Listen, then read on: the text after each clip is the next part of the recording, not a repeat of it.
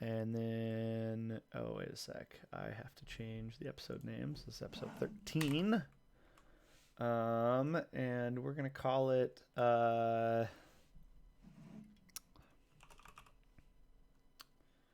do you spell honorary? Is it Honoury? No. It Like Ooroary? No. Wait. H O Honorary, and Honorary. Okay, so I did get that right. This episode's going to be named Honorary Canadian Wow. because I'm wearing my Canada shirt. We have an infidel. I've infiltrated your country. No. All right, so then now we're streaming. Nice. Well, to the exactly 0 viewers we have because we just went live. Welcome to episode 13, Honorary Canadian. As I will show, I'm wearing my Canada shirt. Supporting supporting Canadian independence. Although you've been independent since when was Canada founded? Well, Canada itself became its own country in 1865, I think. Really? So, Canada is that young? well, I mean, there's always been. I mean, we've been around since like 1700s too, but we haven't been our own country Like, until. what was it? So, would you say it's like independence from the British, basically? Yeah. Okay. Pretty much. I think officially after World War II is when the last little tidbits of it finally left. I It's see. that reason. Because during World War One, I think in World War Two, we were part of the British Commonwealth for the army. So I see. I mean, yeah, we had our own forces, but they were umbrellaed under Britain. So I see. now that's not the case. So. Huh. Yeah, because I know that I think at least during one of the world wars, I think it was World War II, America had a contingency plan for Canada trying to invade the U.S. Yeah, we had the Canada and the United States both had a plan to invade each other during World War II. It was pretty funny actually, and it almost happened a few times actually in history too. It's United States has bidden their time for them to.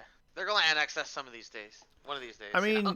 I mean, you benefit because you're basically what if you were to go to war, it would either be with us on one side or with polar bears on the other side. Yeah. But see, for us, we would go to war with you or Mexico, and I think it was World War One that Germany actually tried to get Mexico to invade the United States to help ease the tensions ease the amount of troops they were sending over to Europe to the front line. There was a plan in place for Mexico to invade. Yeah, there's a lot of stuff that almost happened. Would have been interesting. Well, the more I admit that I do my best work with like some form of background noise. And for a while now, I've been having a couple of YouTube channels on in the background that are like mini documentaries. And so there's 2 channels that I follow, and one of them does like airplane history. And so they'll do like mini docs on different planes. And the one I watched today was on the XP, I think it was like the 73. It was called the Flying Chainsaw. It was a plane meant to ram bombers to like slice them open, or basically like slice them in half. Cool. But yeah, there's a lot of like mini docs on like interesting airplanes from World War One to modern times. But the other part of they have another channel that I watch that's more kind of mini docs on just history in general. And it's very interesting the kind of things you learn of like plans the US had for things that obviously didn't happen at this point, but they were like, well, this could happen, Yeah. It's like, what if Canada decided to attack us with a penguin army? What would we do? Would we just nuke the hell out of Canada? Or that's funny too. Is like what how would that have worked? Because I mean, back in World War II, we had the fourth largest navy in the world. Well, I think the concern And was that we like, could have done something, but now it's like a joke what we have. So well, I think if I remember right, the concern was that like Germany or someone would invade Canada and then use Canada as a staging ground to attack the U.S.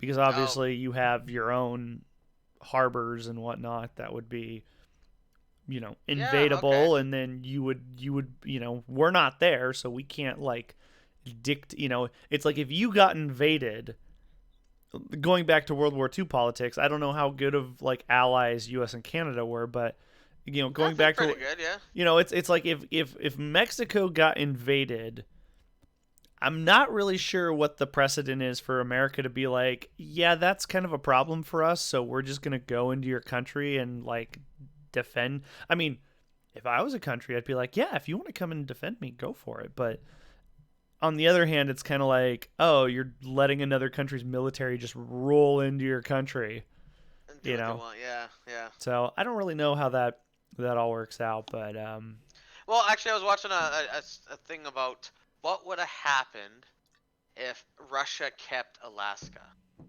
wait. Like, if So I Russia don't would I have, don't if Russia know. still owned Alaska now, like, how would that have changed the entire world stage of politics? So I don't actually know much of the history of Alaska. So Well, was Alaska owned by Russia at some point? Because Alaska was Russia oh, for a long time I didn't know until they that. sold until they sold before they discovered oil and all this stuff. Yeah, they sold themselves to the United States. I forget. You know what? When We got a really bad did deal. Russia We got sell Alaska? we got 1867. March 30th, 1867 is when the United States purchased Russia or Alaska from Russia for a price of $7.2 million. we got we got a really bad deal because like the only reason Alaska exists is so we can have sled dog movies and to make my life a living hell when people buy stuff that I need to ship to Alaska and it costs like 4 times as much. Yeah. Oh, and like the whole like people trying to get to Alaska from the states right now going through Canada. That's been a huge issue for Canada because all those folks like to stop and explore Canada, which they're not supposed to be doing. Are they So allowed to do that? Like if I were to go to the border and declare that I was driving to Alaska? yeah, they have to let you through, but Really? you can't Oh. you cannot stop for anything other than gas or food at a drive-through. That's it. So you Hmm. only can go through a drive-through restaurant or a gas station. That's it. I That's all might you're be allowed to stop for. I might be making a motorcycle trip to Alaska here pretty soon. There you go. Yeah, yeah, So on the motorcycle, of course. The second I I hit mean, snow, you I'm could like, well, conveniently stop by. this trip is done. You could conveniently stop by my house here and be like, I just, he had a fast food Yeah, no, no, place. no. The route to Canada goes through Alberta. There you go. There's routes through here too, yeah. Jeez. So, anyways, yeah, Alaska was Russia. And I was watching a series about what if they still owned Alaska, and I'm like, that would change a lot, actually. That would change a lot Would it about though? I how the mean, United States sees sure. Russia. Yeah. I mean, I guess Yeah, yeah, no. because you would have Russian equipment on the continental North Yeah, that would America. change, and that would have changed a lot of things in the Cold War. That probably would have But made things a lot more heated. would it though? Because I mean, I look at it from the standpoint of like, there's a buffer of Canada. If Okay, Russia shut owned up. No, Alaska, we're not looking at you glass guys would be playground. like the armor, okay? And you'd take the beating as we're like, okay, we're gonna sit here and formulate a plan. Well, Canada gets overrun Yeah. by We'll be speaking Russian and eating uh, Peroskis. pro skis. Oh God. Anyways. It just reminds me that we have there's a town north of us that has a really good like food truck co-op thing, and they have a Russian food truck, and it's really good. And I'm Nice. like, I'm okay with this. So look. But remember, today I'm honorary Canadian. Yes, you are. So I So guess looking at there's a whole like wiki thing on this. I'll send it to you about the Alaska purchase. There's some light reading for you when you're trying to fall asleep tonight. Like Oh I need something yes, boring yes. to read. I need that light reading as I fall There you asleep. go. No, I as the weeb that I am. Oh, somebody's in chat. Welcome, Eleva. Uh, welcome. Hey, you know what? I'm cool with it. So I have a like small interest in. It's hard to explain because as a person who is a mechanical engineer by trade, I have a distinct interest in mechanical items, things that have been. Oh, hey, Matt's on. It's Matt Pat. Hey, Matt Pat. No, yeah, no, I wouldn't want him on. Oh, come on! I love Matt Pat, man. He's like, Eh, dude. I would be eh, bros with that guy. I would be bros with Matt Pat. eh, You would too, Drew. You know you would.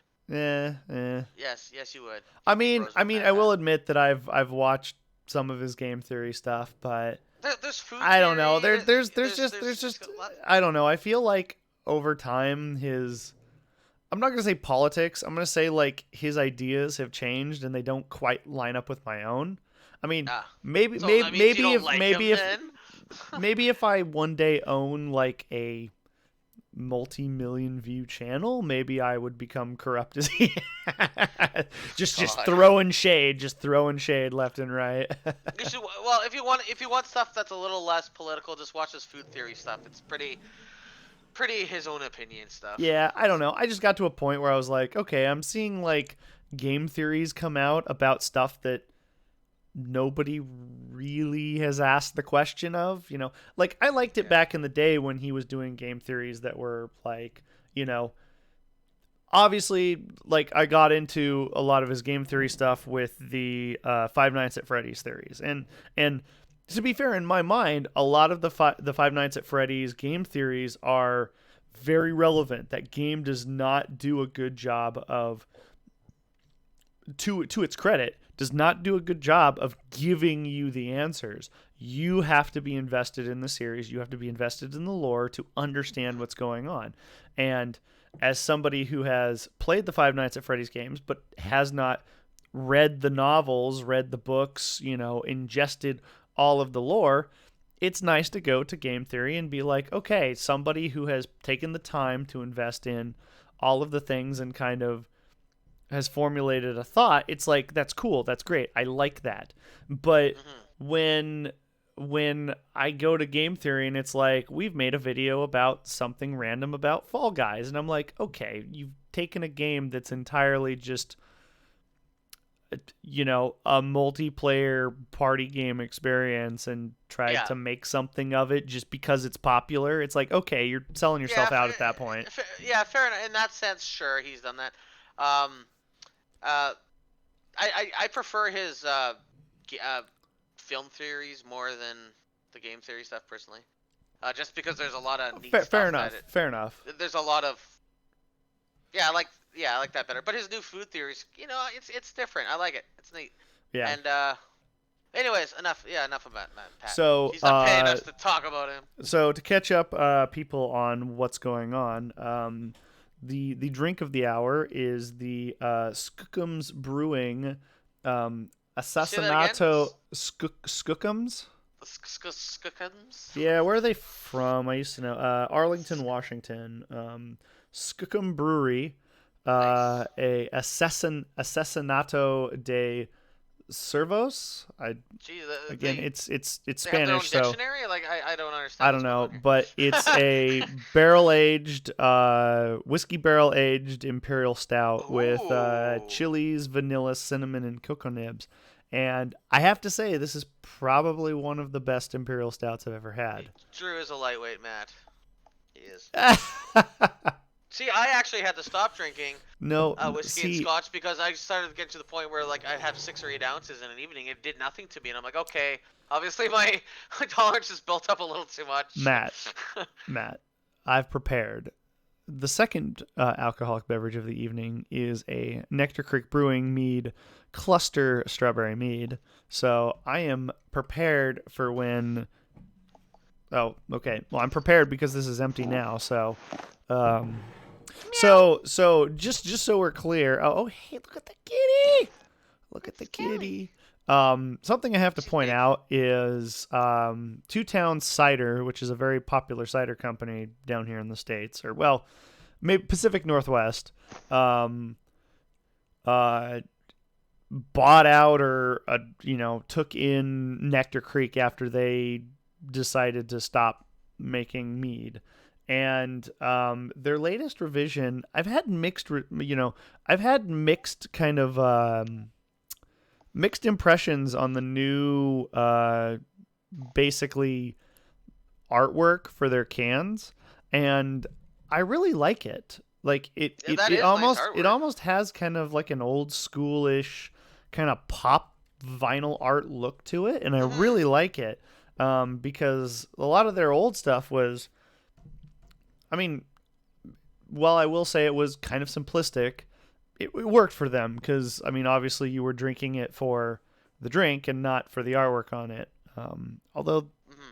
I will admit there have been quite a number of beers that I have drunk solely because I like the artwork on them. So Well, there's who's a a sellout now, Drew? um, there's a uh, there's a beer. I can't believe I'm drawing a blank on it right now.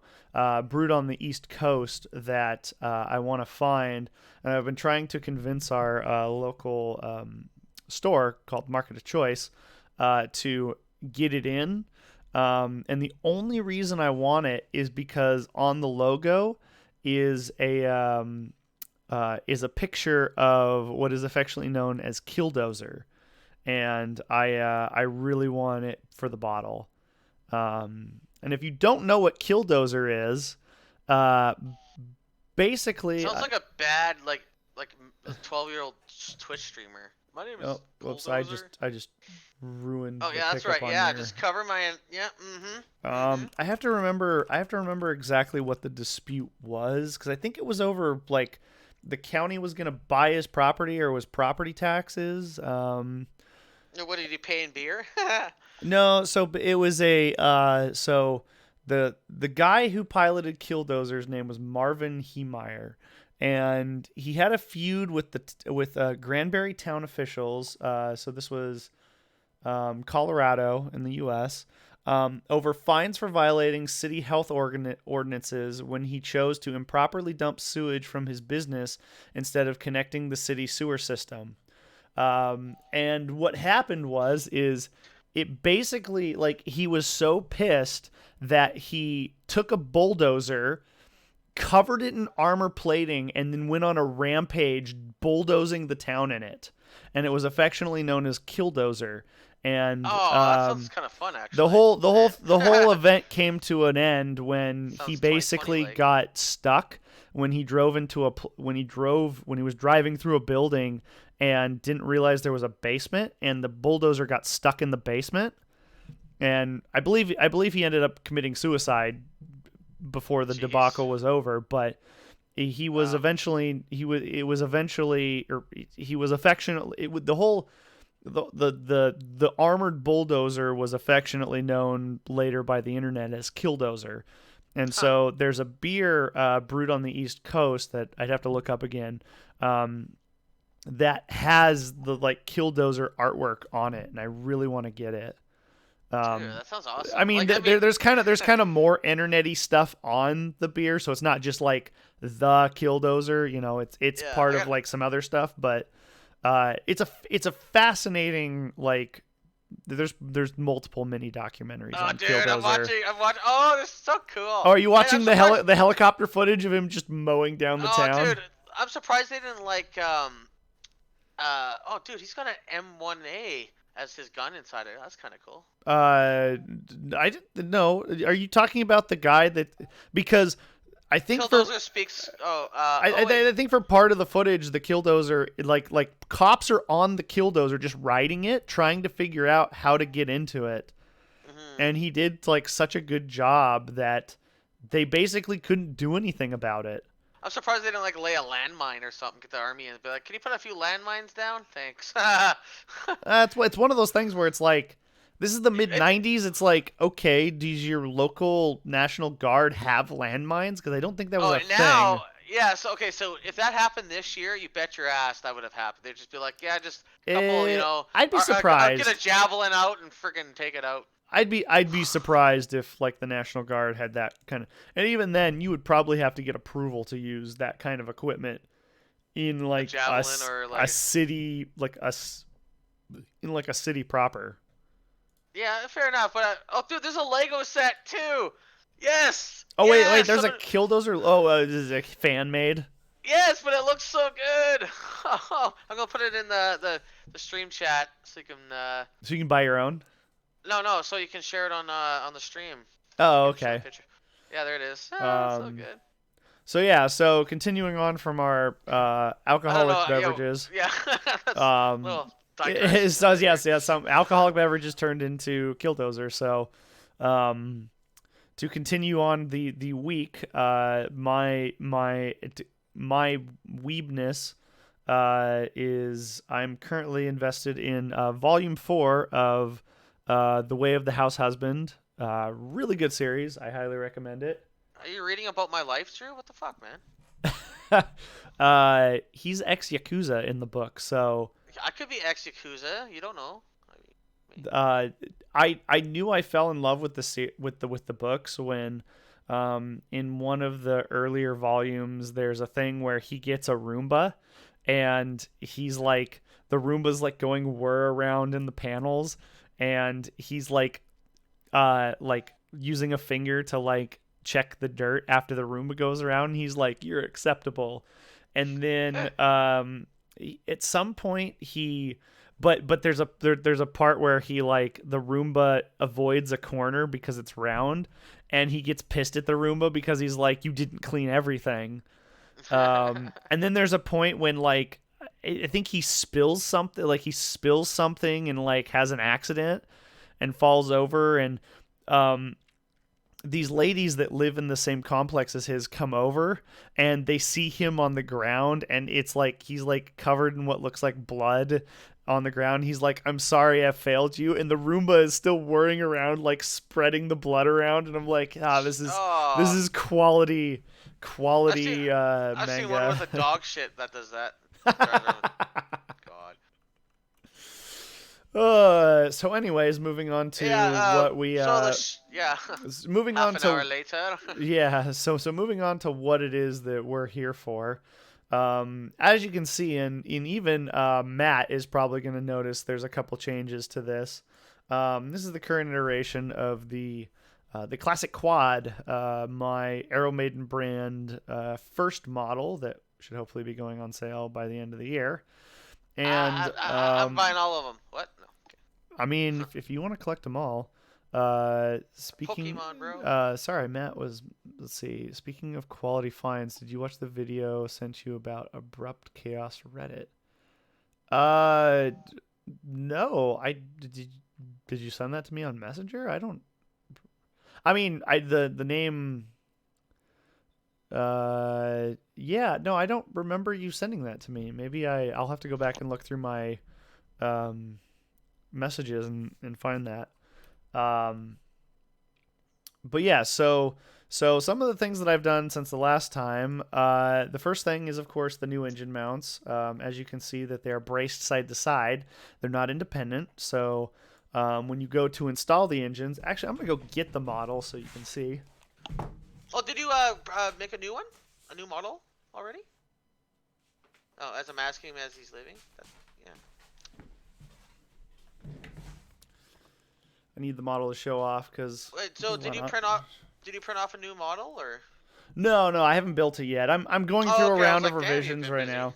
I'm going through a round of revisions. I will build a second prototype when I finish, but so I mean, as you can kind of see, the engines on your left side have started to sag, and that's just a downside of the fact that in the original model the engine nacelles were not connected together in the center, and so I was kind of I'll just be honest, it's kind of a stupid idea on my part. I It was don't just an really know why oversight, I man. did that.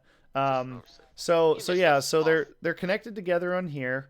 Um, speaking of the engines, Matt might be interested to hear this idea that I've brainstormed but haven't done yet.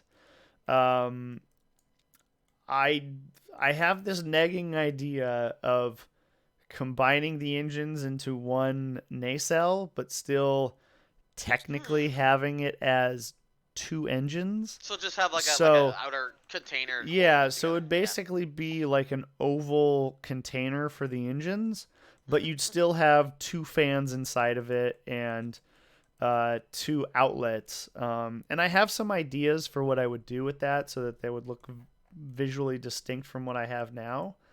Um, I haven't yet come to the conclusion if that's the way I want to go or not. Because on one hand, I feel like that reduces your involvement with putting this together.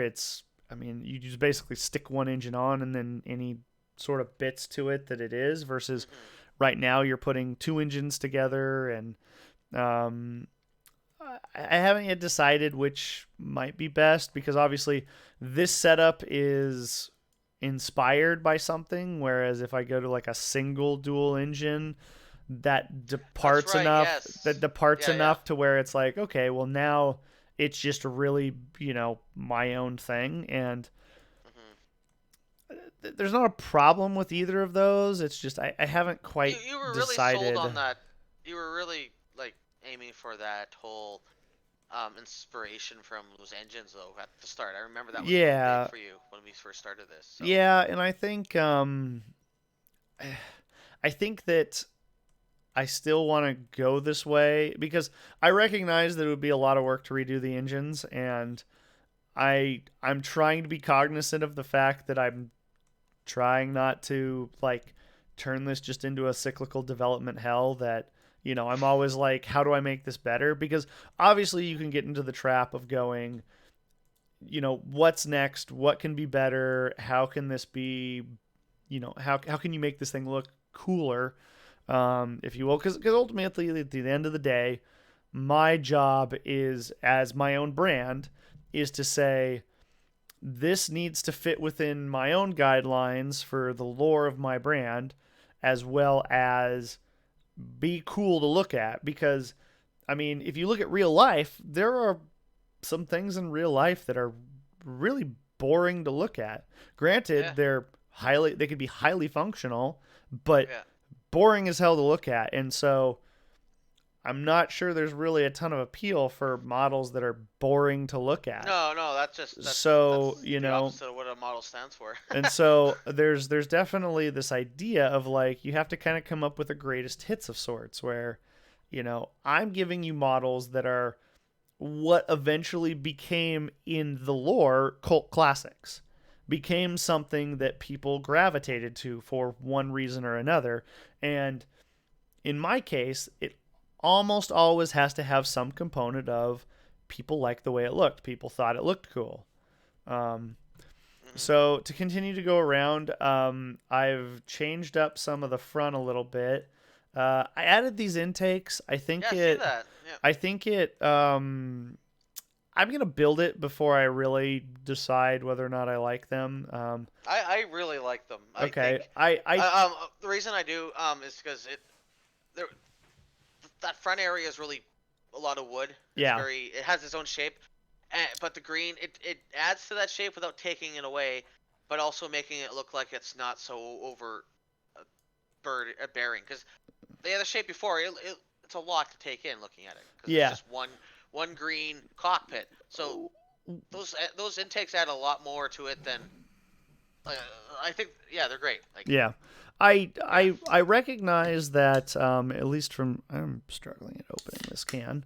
Um, I recognize that um, that when I looked at this, I my main idea actually was to make this panel slightly larger, because right now I'm at a point where I'm trying to transition myself into doing the livery. Yeah. And part of that livery is the laser engraving. And in my own experience, I found that the larger the panel is, the more you can do with it, because it's very easy for the laser engraving to saturate a panel, or the details get lost in just being too fine, because you have to imagine the laser itself is very fine, but you're burning away wood, which is a very soft and flammable material. So you're really not engraving Yeah. You're super taking a lot fine, more. Yeah, you're taking a lot more away than with the laser and so sizes. it's definitely something to where, like, I grew this panel a little bit and made the intake, and I think that visually breaks up some of the monotony that was here, because obviously you can see that now the panel line doesn't quite match up with this, but it still fits kind of the general shape of the front. Yeah. And I think it works. The emery panel is gone. I've been going back I and noticed. forth I all week noticed. about it. It's Um, fine. It's fine. I'll forgive you. um, I, it may come back. It may not. I haven't really decided I just yet. think it makes it just makes it a little cleaner looking. That's all. But if you're looking for the added aesthetics of those supports, then yeah, don't cover them up. So Well, depends on my which way you want to my go. biggest thing was that, I, again, going back to the whole laser engraving conversation, is it's like I'm trying to provide panels big enough to where you can laser Yeah, engrave stuff on them, and yeah. that panel, as much as it was big and flat, it actually takes up some of the space to where, you know, it's just And that, smaller than this. And so yeah, I get kind of, and I recognize that as time goes on, I'm going to get better, because my laser engraving of my parts is a relatively new thing. Like, I've been doing it for a long time, but to the degree that I want to do it here is definitely new and yeah. not something I've experimented a ton with. So, A quick question. I had an old friend that used to have a 5 watt laser that he used for laser engraving. What's the size of your laser mine that you use? is 60 watt. Oh Well, I mean, I wow. need 60 watts to cut the wood. I can turn it down to engrave, but Yeah, no. See, I thought this 5 watt laser was pretty awesome because it burns anything. It yeah, it burns it's it. But when you're trying to go through like an eighth, 5 millimeters of, yeah, you see that metric conversion on the fly. When you're trying to go through like very good. 5 millimeters of wood, Yeah, you have to cut right through. Yeah, see, I did. That's pretty cool that you can cut weight, mhm, right through it. Yeah. just like Anyway, sorry, I was just curious. just like to point out today that I am again honorary Canadian, so Yeah, yeah. I cannot use any sort of empirical units in this entire conversation. Matt, if he goes Emery, missing, today jump here. it was 30 degrees Celsius outside. Nice. It was 23 here, I think. Hmm. I actually don't know if it was 30 degrees Celsius. Oh, okay. I assume that's probably like what, 80 degrees No, Fahrenheit. 30 degrees is like mid 90s. Oh, okay, it definitely wasn't 30 here. Yeah. We were in like I think our high was 71 Oh Fahrenheit, yeah. so Okay. it's like what, 20, like same as you probably. Yeah, 25. you 22. Okay, Yeah. yeah. Oh, 21.6. Yeah, you had the same. We were the same temperature today. Look at Ah, that. Except for well, we're all smoky. yeah, yeah, have our smoke. Yeah, it smells like campfire outside. Oh, yeah, yeah, So smelling like I campfire is okay. When it's like raining ash outside, that's when yeah, you no. know you're living in the apocalypse. The first year I went to Kelowna, it happened. Wife and I were in a movie. We came out and our car was covered in Oh, ash from the fires. jeez. We were like, well, okay. So okay. So the other thing I've done is I've added kind of this divider here. I've extended the support for the engine nacelle, and I need to bring it out a little. I didn't even notice that was added. Okay. Yeah, okay. So again, I recognize that I'm doing things to kind of improve the ability to laser engrave this, and that was kind of a decision done to improve the laser engraving. Yeah, Whether or that not works whether or though. not that's the right idea, I don't really know, but we're gonna go with it. We're gonna see what happens. But the thing I need to do right now, while I'm thinking about it, is I recognize that I like made a cutout for the part to slip in. That's entirely the wrong way to go about doing this, because you can't install that part. No, I Um, was like, wait, because you can't install the part because it gets caught on the rungs on this. And it's like, oh, that's a stupid idea. Well, because you have to put that other part on first. So Yeah, so I'm just gonna fill this up and then just notch it for notch the top piece that goes on, because ultimately that's the smartest decision that I could do here. So I don't like how thin this gets right here. I might. yeah, how thin is it? That's like what, a millimeter right Well, there. as you can see, it departs quite a ways from here. So You could bring you know, that out a okay, bit. okay. Well, so hear me out. What if I did this? What if it just came back and that was just the rear?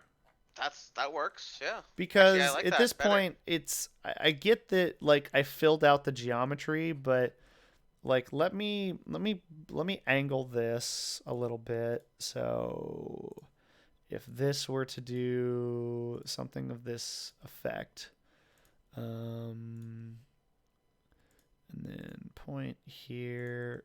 Whoops, that wasn't what I wanted to do. Um, so let me fill this in. Okay, so that's filled in, and then this guy in the center is going to get hogged out so that it fits. Let's do this. Let's do that. Do that. And then hopefully this will kind of give us an idea of what the part we'll be working with. So, okay. So I think that should be good. So let's cut this guy out. And so there we go. So that's kind of what we'd be looking with. And to be fair, I think I like that better. That's just way better. Yeah. Although, let me see. Okay, so this You can can, just bring that up a bit. Yeah, just bring yeah, that up. this can come up just a Square it little up a bit. bit. I can just make it hit the wood that it's Yeah, I was gonna say, laying yeah, just against. can you not make the? Oh no, never mind. Never mind. Yeah. Yep. So okay, so I like that. I like that because then here, like, something can be here. One of the things It looks cleaner too. I like that. one of the things I've been thinking of is when it comes to developing my own brand, and you have to think about how deep into the ethos or the lore of what it is you're making you want to go, you want to portray to your customer. Because obviously, I have a ship and it has a name right now, okay? And that's all something that I've created. But you have to think about, okay, well, how much of that thing are you curating? Because obviously at this point I could designate a manufacturer of this ship.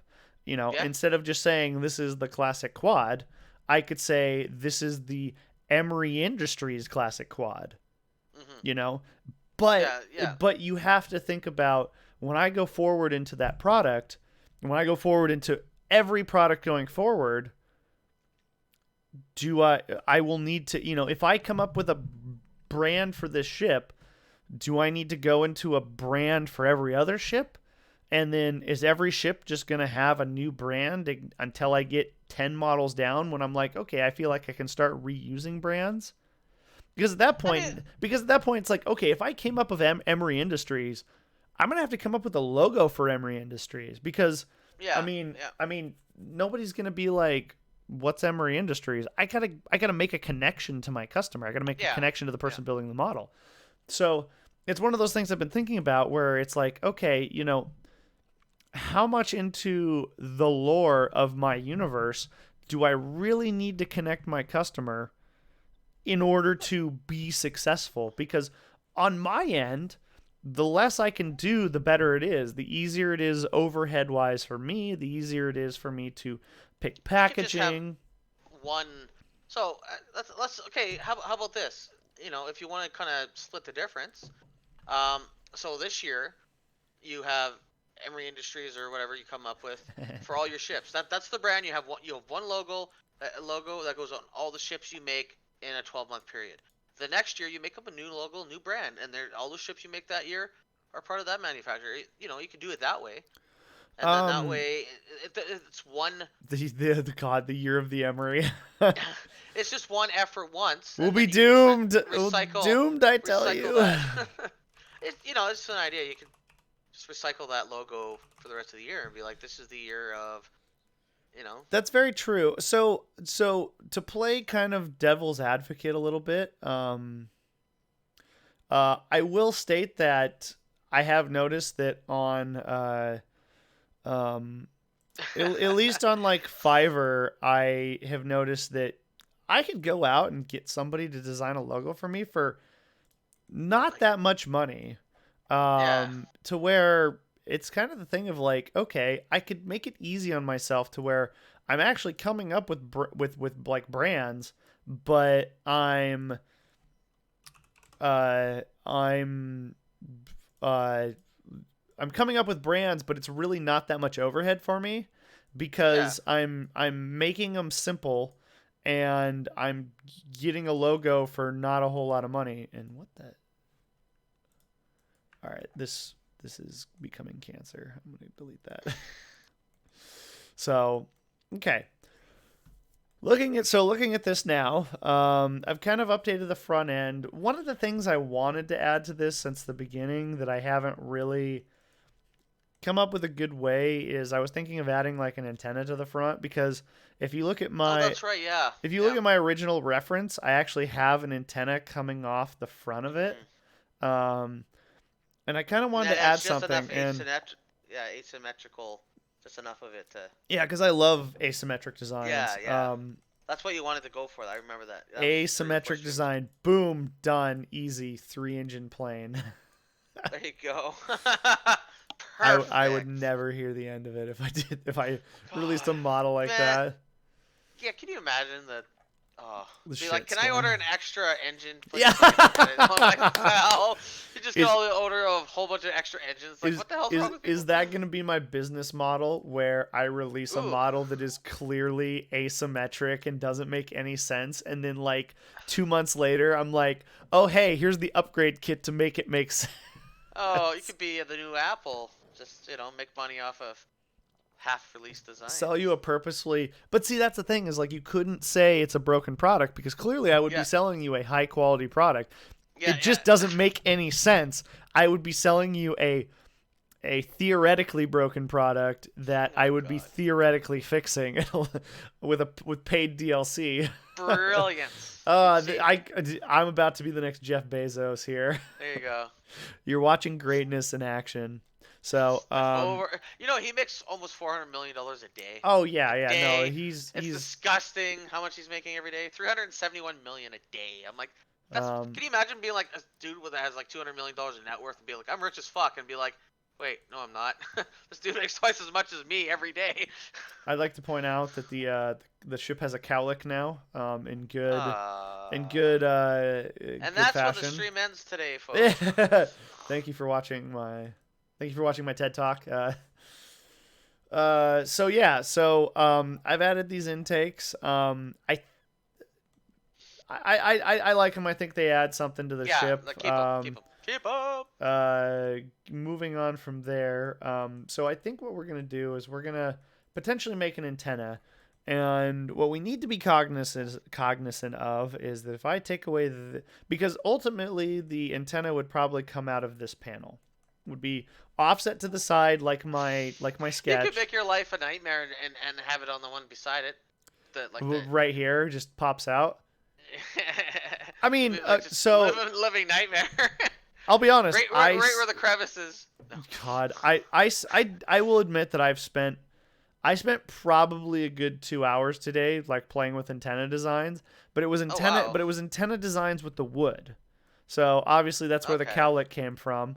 But like I tried making like an antenna because this flat piece right here, if I made like an antenna shape out of it, you could do something like Asymmetrical. asymmetrical. Asymptomatic. Wow, I just almost said asymptomatic. You're Asymmetric Okay. on this one side, and I played with a couple designs, and I absolutely hated all of it. So I think what we're going to do is we're going to stick with the original design. There's something that's going to poke out of this panel right here.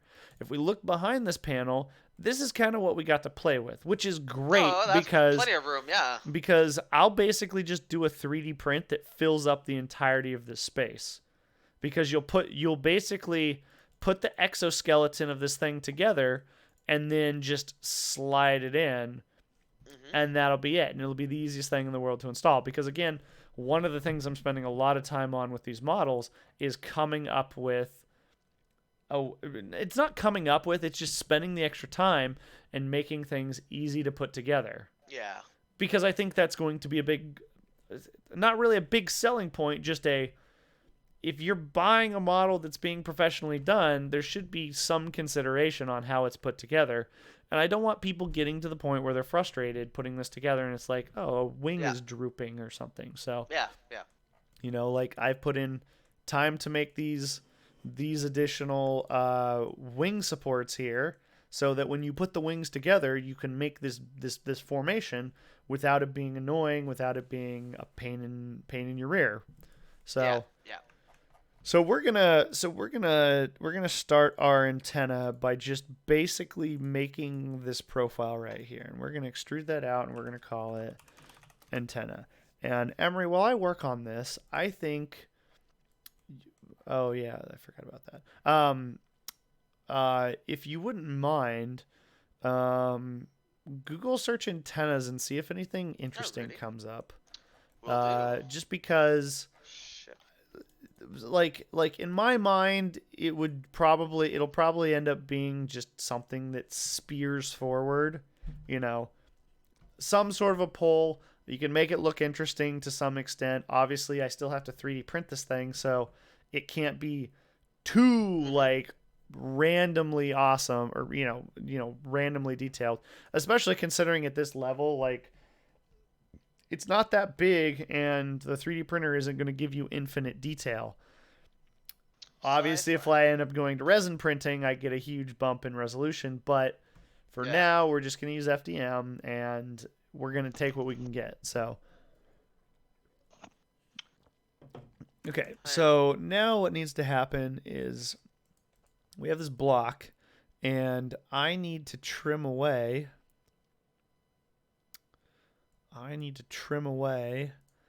The parts of it so that it'll fit in this little cavity that we're working with. So as you can see, this paneling here is what we're contending with. And I think for the most part, the only thing I care about is the face of this panel. So if I were to cut away on this part right here, so use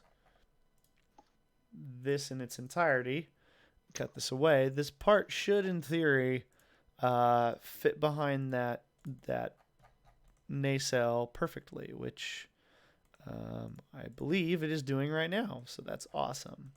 So there's our oh, base. There's our starting point for our antenna. Now what we okay. need to do is think about what this is going to look like. Obviously, at least in my experience, um, just coming out with like a spherical object is hit and miss, because on one hand you have an object that is this big, but you're not your cross sectional area isn't as large as if it was like a square or a rectangle. And so I recognize that at this point, this object is probably not going to be super large. And so erring on the side of making something a little bit bulkier, a little bit stronger, is going to prevent situations where somebody accidentally knocks it off when they bump it with their Hmm. hand. Because I don't want to get into that situation. I don't want to make stuff that's so small that Oh you yeah, risk yeah. You don't want. breaking it off. Because I think that's You're just like, going I to be have this annoying. model from 20 years ago, and it's missing three pieces, all the tiny ones. You don't want that. You don't want your model to do that. Yeah. It's the story of my life with some of my models I've made. There's You have no literally. idea. You have no idea how many, like, I think I've broken the quarrelers, like the ends of the quarrelers off my Saber Raven model probably 4 times now. And Wow. it's like super glue on super glue on super glue at this point. There's not much for kind of the antenna we're looking for. That's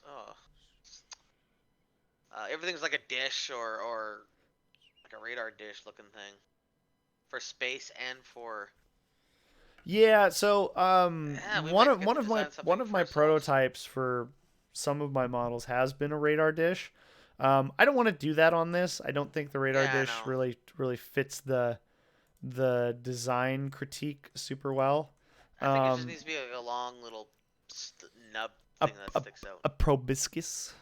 Yeah, proboscis. Okay, so here's what we're gonna do. We're gonna just throw something out there. So I'm gonna bisect this part, okay, Oh and wait, that's gonna plane refueling. off how. Plane Oh, refueling. oh, Those that's things. that's not a bad idea. Yeah, those little things that stick It could out. be a refueling port.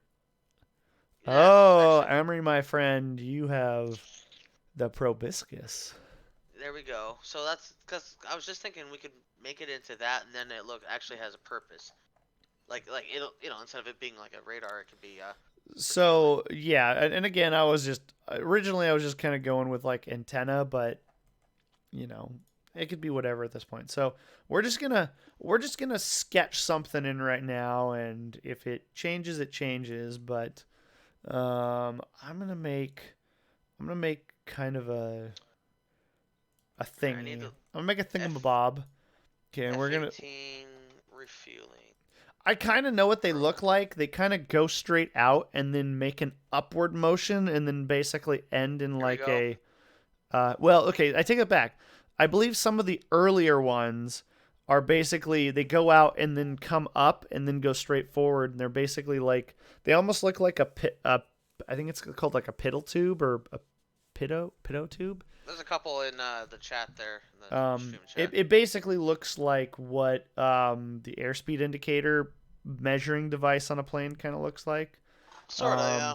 I know a lot of the more modern ones are actually like flush in the body, so the refueling probe actually goes into like a little cavity that had a cover on it.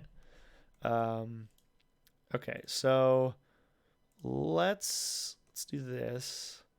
So I'm gonna make this longer than it should be. Um, I wonder. I think this could work. so that's just a thing. I've drawn a thing and it's open for discussion. Uh, F-35. What is it? F-35. Sorry, I'm like hyper uh focused our our our new on these little our penises on new these ships. overpriced fighter. God, that thing was such. They could have built a real life Gladius for that. Like they could have built a real life space fighter I'm entirely without not, like. I'm entirely not convinced that the F-35 was worth the money. It's like It's not. you're Nobody adding. has a. The F-22 is good enough. You don't need anything better than that. I find it Like funny how old the F-22 is, and yet we it's still seem to still. think like the F-22. Granted, I don't know this for a fact, but people seem to think the F-22 is like the greatest fighter that ever existed, and it's how many It's years good, old? but It's it's it's really old 30. right No, now. it's it's 25 Because the F-20, years old. About 20. Came out in 99. I think I remember. yeah, 2000 ish. because Yeah. I had the F-22 in like games I was playing in DOS. Yeah, You yeah, yeah. know, No, it's just no, like holy cow. no. It's old. It's pretty old. But like I don't think there's like Russia and China might have a few dozen fighters that compete with it, but the United States has hundreds of F-22s. Like Yeah, it's a it's we it's don't it's just need. it's one of Yeah, those no. things where I'm like, okay, so Trillion we dollars really? it's the future of air warfare is kind of interesting because as time goes on, we keep making missiles that just keep going further and further and Yeah. becoming more accurate. So it's like, okay, well, what's to say that eventually we'll get to a point where, let's say, we want to invade China and China's air defenses are planes on their border, and all we do is fire missiles from the U.S. that go over there and then strike down their planes. Like, You mean ICBMs, but like little ones? well, yeah. It's like okay, what's to say that what's to say that planes aren't becoming obsolete to some extent? Oh, they are absolutely. I mean, I mean, everything is drone now. It's like Well, and drone I'm warfare will thinking, be the future of air combat. and I think the F-35 and I know they just started bragging about them making a brand new sixth generation fighter that they've now built and tested in secret. They just talked about that a Wait, few days ago. I thought we were on fourth. Oh, we're on We're fifth on generation. fifth right now. Okay, The F-35 is the fifth, but they already started producing it sixth generation fighter. And it's like excellent. really like so, but I think that might be the last pilot controlled fighter ever. Like Yeah, I could see the fighter 2040s. I think it'll probably be the last time we see human controlled fighters. In another 20 years they'll be completely obsolete. And the frames they have now, the F-35 and the F whatever the new one will be, yeah. they might be able to make those into self-flying aircraft too. Then maybe the technology will be there to turn them into, because they can do that already with aircraft, Yeah. and they might be able to do that with these super sophisticated jets. Just turn them into a giant, have a big computer sitting where the pilot sits. You know. I think Matt can agree with me that as a person that has played Ace Combat 7, we know the future of air combat. It's weird, futuristic looking jet planes that have cockpits that make no sense.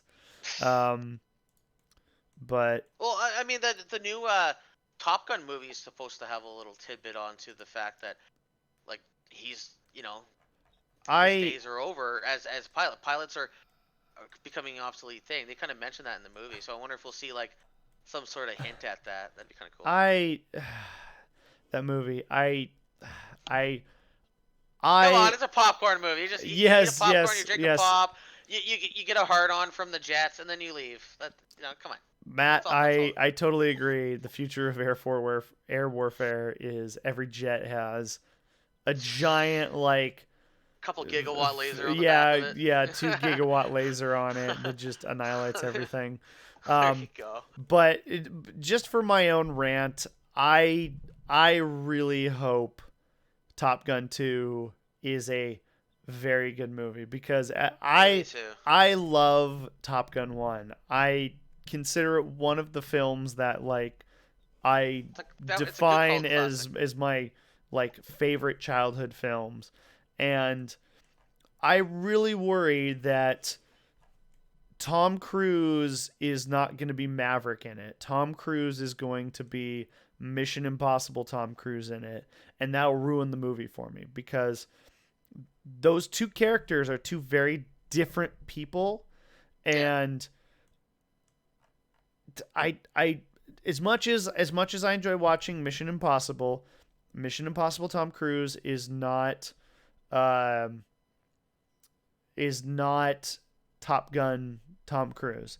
And so and I've watched the trailers multiple times and I pick up a hint of Mission Impossible Tom Cruise and I'm like, don't do this. Don't be that like that modern you. Be the Maverick that I remember. Be that like just like pompous asshole that like gets like oversteps his bounds because I feel like Top Gun Maverick is more of a more human than Mission Impossible Yeah, Tom yeah, Cruise because yeah, Top Gun Tom Cruise clearly has weaknesses and faults and things about him that um, change and define his character. And Mission Impossible Tom Cruise, you don't see a lot of that. Like it's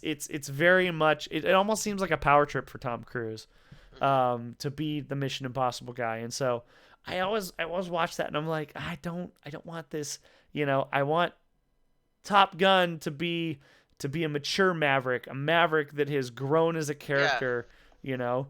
And From what I've seen in the trailers, it seems okay. I mean, from the limited scope that we yeah. can see from them, I but mean, they have an extended trailer that's like 6 or 7 minutes long, and it's like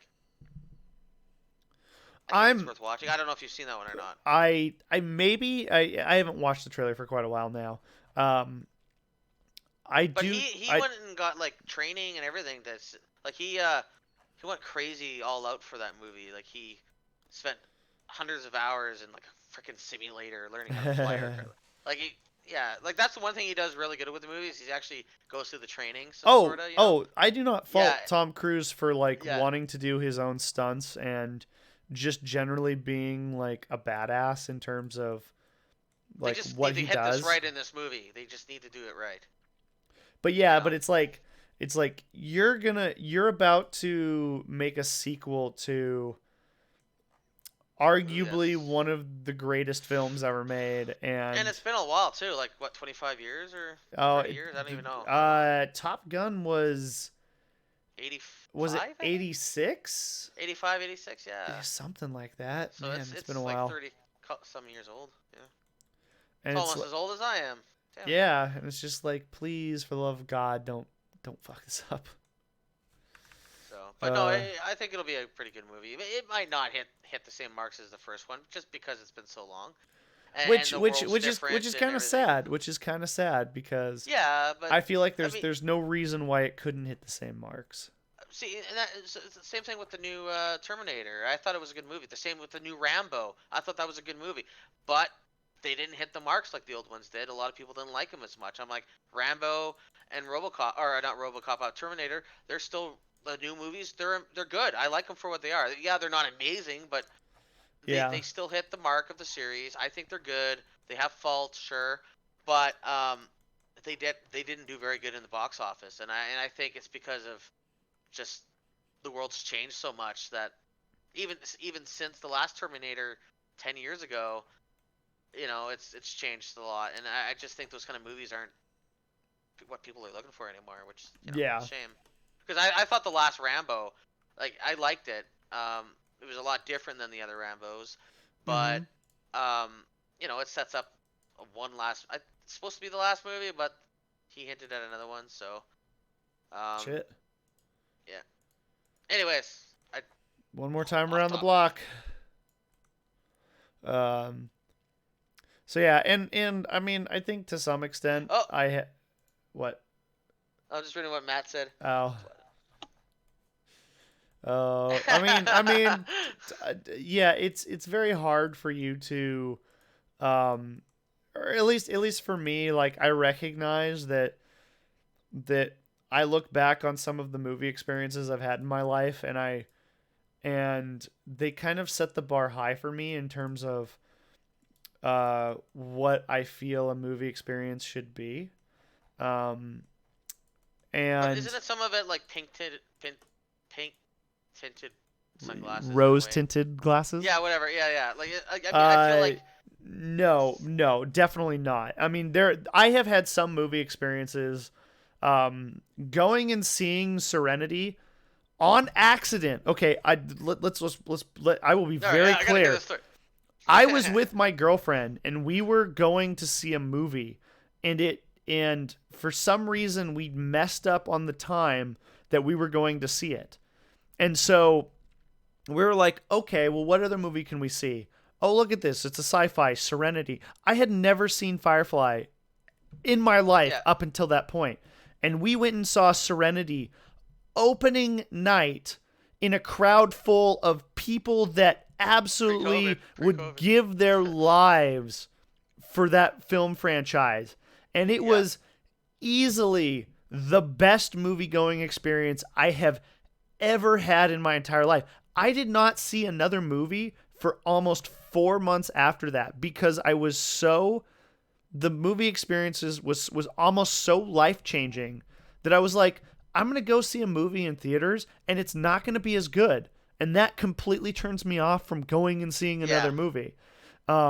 Obviously, I watched Firefly after the fact and caught up on it, but like it was just that experience of being in a theater where everyone was entirely passionate about what you saw, and yeah, it's those kinds of movie going experiences that A, make theaters worth it, and B, make it to where it kind of sets the bar a little high to where it's like, okay, I'm going into a movie that I care about, and I want to have the best movie going experience as possible because you only get one shot. You only get yeah. one shot to make that movie going experience the best it can be. because Absolutely. the Yep. second you see a film, you've seen a film. You can go back and see it multiple times, but it will never be the same as the first time you see it. And so that's why I care about when a sequel comes out to something that I care about, I Yeah. want it to be the best. I want it to capture the magic of the first time I saw the original. I want it to capture that magic of seeing something that everyone in that theater cares about. And I think Yeah. Top Gun has that ability. You go opening night to a theater where it's a bunch of people that are seeing it because they saw Top Gun in theaters, 35 years ago, and they care. They Yeah. want it to be the best thing that it can be. They know Yeah. every nuance. They know that when Goose shows up on screen and he's wearing like a t-shirt that he wore in 2 frames of the original movie and people are cheering for that, you know you're in the right Yeah. crowd. Yeah. And it's This is just and passionate Drew it's talking, just I folks. yearn for that. Yeah. Ever No, since no, I ever since completely I've agree. seen ever since I saw Serenity in theaters, it's like I yearn for that experience and I actively try to surround myself with people that emulate that experience. I know Goose is Shut up, Matt. Don't ruin the first movie for him. He I hasn't know seen Goose it. is No, I'm kidding. dead. I know Goose is dead. Or one second, Actually, no, no, no. Wait. I have to go call my back wife I back. have to Give go me a back second. and watch the Sorry. trailer. I think Goose is in the trailer. I think retroactively, I think because I know that Top Gun 2 has some back in time moments, and because I know that the trailer addresses the fact that I believe Top Gun 2 picks up, or at least has snippets of the timeline immediately after Top Gun 1, because they've talked about how they use CG to de-age a bunch of the people to make them look like it's post Top Gun 1. But I think I remember seeing Goose in the trailer for Top Gun 1, which makes me think, okay, it's either like a flashback to a time before Goose died or whatnot, but I don't know. I just hope for the best. I really want it to be a great experience, and that's the most I can hope for at this point. I forgot how much I love mead. Um, okay, so we're currently looking at the proboscis that I have created. Um, is this just clipping? No, it isn't. Okay, cool. Is this is Sorry about that, folks. How dare you Interrupt. ruin the movie watching the stream watching experience that these fine folks have come to indulge themselves in this evening. There you go. Let's see. Let's make this. Yeah, I'm you know, gonna break that. Yeah. there's another movie series that I wish they would have made a sequel to, but I understand why, because it wouldn't be nearly as good as the first. Is Spaceballs 2? Like I get. Okay, so I am firmly of the belief that that film will never come out because they Yeah, they, it they won't. couldn't capture the fire in the bottle that No, was the first it one. was a fluke. The first, it's one of those fluke films. It's like, for example, like I don't know if you ever heard of this movie, but My Big Fat Greek Wedding. Oh It yeah, was a yeah. super small budget movie. They paid the star $100,000. It was the top paid person in that movie. Not very much compared to how the movie made like tens of thousands of times over its budget. It Oh was, man, that movie made yeah, gangbusters. and she was like, can I have more money? And then so they made a second one, and obviously they didn't do very well, but they paid her a lot more. But see, this is why, like, those are flukes, right? Like, Yeah. flukes Well, generally I mean, don't capture the same audience again, it goes back to even if they are cult classics. it goes to the idea that a cult classic is a cult classic, and it's really hard to understand why something is a cult classic, because Yeah. there are times when a cult classic just exists and it doesn't make a lot of sense. Like I know I will probably get a lot of flack for this, but I'm gonna say Army of Darkness is a cult classic for reasons I cannot explain. Don't get me wrong, I enjoy Army of Darkness. I just don't understand why it's a cult classic to the degree that it is. Yeah, and that's fair. I'm waiting for Matt to type into the chat all the reasons why I'm wrong and why I'm no longer his friend. A movie I actually watched just recently was Seven. It came out in '95. I've seen it Oh a few yeah, I've times. heard of it. I watch it every 7 or 8 years. It's kind of like every few years I watch Saving Private Ryan. Just Mm-hmm. there's like 20 or 30 movies that I've watched probably more than any other movie added together in my life because like these Yeah. movies I'll watch 10, 15, 20 times. Um, and then there's movies I'll only watch once or twice, but um, Seven, that's another cult classic. Yep. The memes of it are still around. Like, what's in the box? What's in, like that's still around. And my son didn't understand what that meme represents, so I told him to go watch the movie. And Yes. you know, I'm and glad to know that you are allowing your son to be cultured. well, it's yeah. I mean, I was watching movies like that when I was I watched a movie called 8 mm with Nicolas Cage. It was a very gritty, disgusting Oh, uh, interesting. movie that basically was a movie on snuff films. It was Oh, yeah, it came out the interesting. same year as Seven did, Huh. and they were both like equally gritty and gross and dirty, and I loved them, and it didn't turn me into some horrible person. So I figure why not let my kids What? watch them. You're my favorite horrible person. Yay! Sorry, what are we doing with this antenna? Speaking I of don't know. I'm just horrible kind of looking like things. I'm No, just okay. oh, I just screwed that up royally. Um COVID cough. we're going to quarantine your family. God, that fucked everything up. My wife had to take 2 weeks off of work. Oh yeah, no, I was out of work or I Oh. was working from home for 4 weeks Yeah, she because didn't get that luxury though. Like we didn't we're two not getting a paycheck for 2 weeks. oh shit. Yeah, no, it's trying to figure out things now. It's like, Yeah, well, how it are we was supposed to pay these bills? Anyways. yeah, bills are material. Arrow Maiden models are eternal. That's Exactly. how that works. You have to pay for the model, by the way. Yeah, I figured it. I'd happily buy this model. It's a fundraiser. You have to spend money. Yeah, it's like I'm giving these away for free. Wait, what? No. um. So what I was Now it looks like a gun. crap, I forgot my train of thought. Looks like a freaking gun. I don't know. I was thinking of making maybe notches in it. To make it a size 7 single. Now it's the Ares Ion. Yeah. Let's see. Okay, so if I did, so I'm gonna make some notches in it, and uh, jury's still out if this design is. Because here's the problem: is I'm getting into a territory where I actively haven't concepted the thing that I'm working on, and so I'm just kind of doing this off the cuff, and I recognize that this really isn't the best way to design things. But for the sake of doing it on stream, you still could come out with a good idea. It's just it's not as good as like sitting down and actually trying to figure out what it is you're trying to do. Hmm.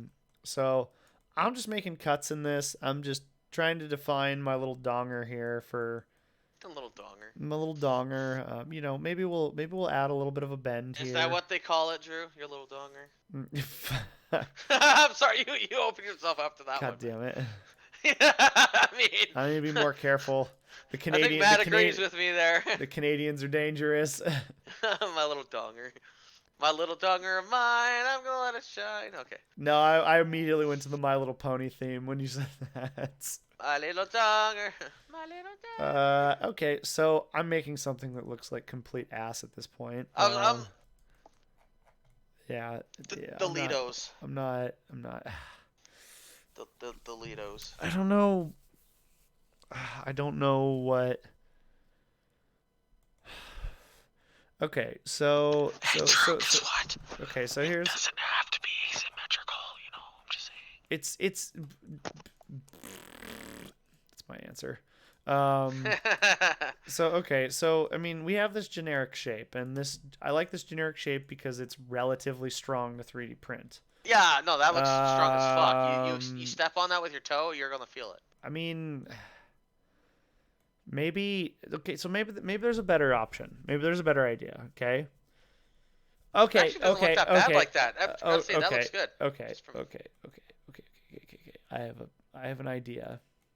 Hang with me here. I have an idea. Okay. Cutlass Red. Cutlass Red. What did the original concept of the Cutlass Red have?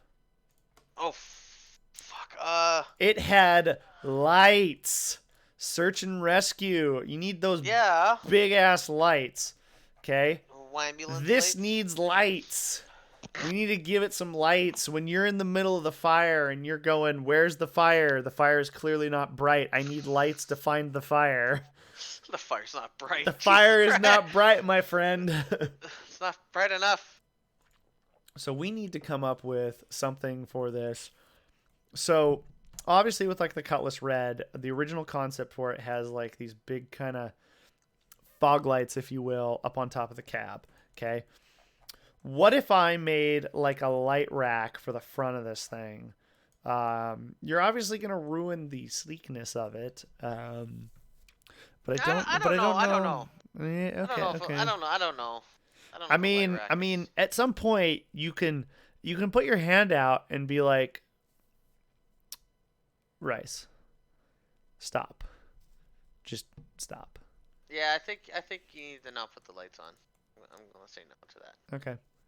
Because again, I think it comes down to the fact that this model is kind of an idea that happened so late that it wasn't built from the ground up to be the thing, and so there's no like concessions for that thing. I will admit though, the water bomber plume stand that is beautiful. was created is pretty fantastic. Yeah, that is pretty nice. I mean, I got it could be done. Matt, what do you think? Is he done? Matt's like, it's just a jet. Matt's like, it's just a model. It'll go on the shelf. It'll collect dust. No. Don't fucking say that, Matt. Oh my god. It's never. I'm going to delete that comment. I totally agree with Matt. A model is never done. See, this is something that I identified early on when I sat down and was like, okay, I'm going to develop my own brand, and I recognize that I'm going to have... I just turned on mod view, and now I got rid of the old message. I can't delete it anymore. Bullshit. I was going to delete that comment and ban him for 30 seconds. Okay. All right, let's see. How do I remove moderation status from Spectre? No, fuck you. I can't do it from oh, wow. OBS gives me like all of your account details. Yeah. And I just added you as a friend.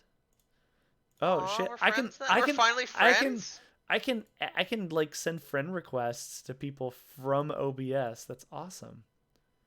Every time you say OBS, I think of IBS. I don't know why. Wait. It gives me the option to whisper to you, but it like the box for it just goes away.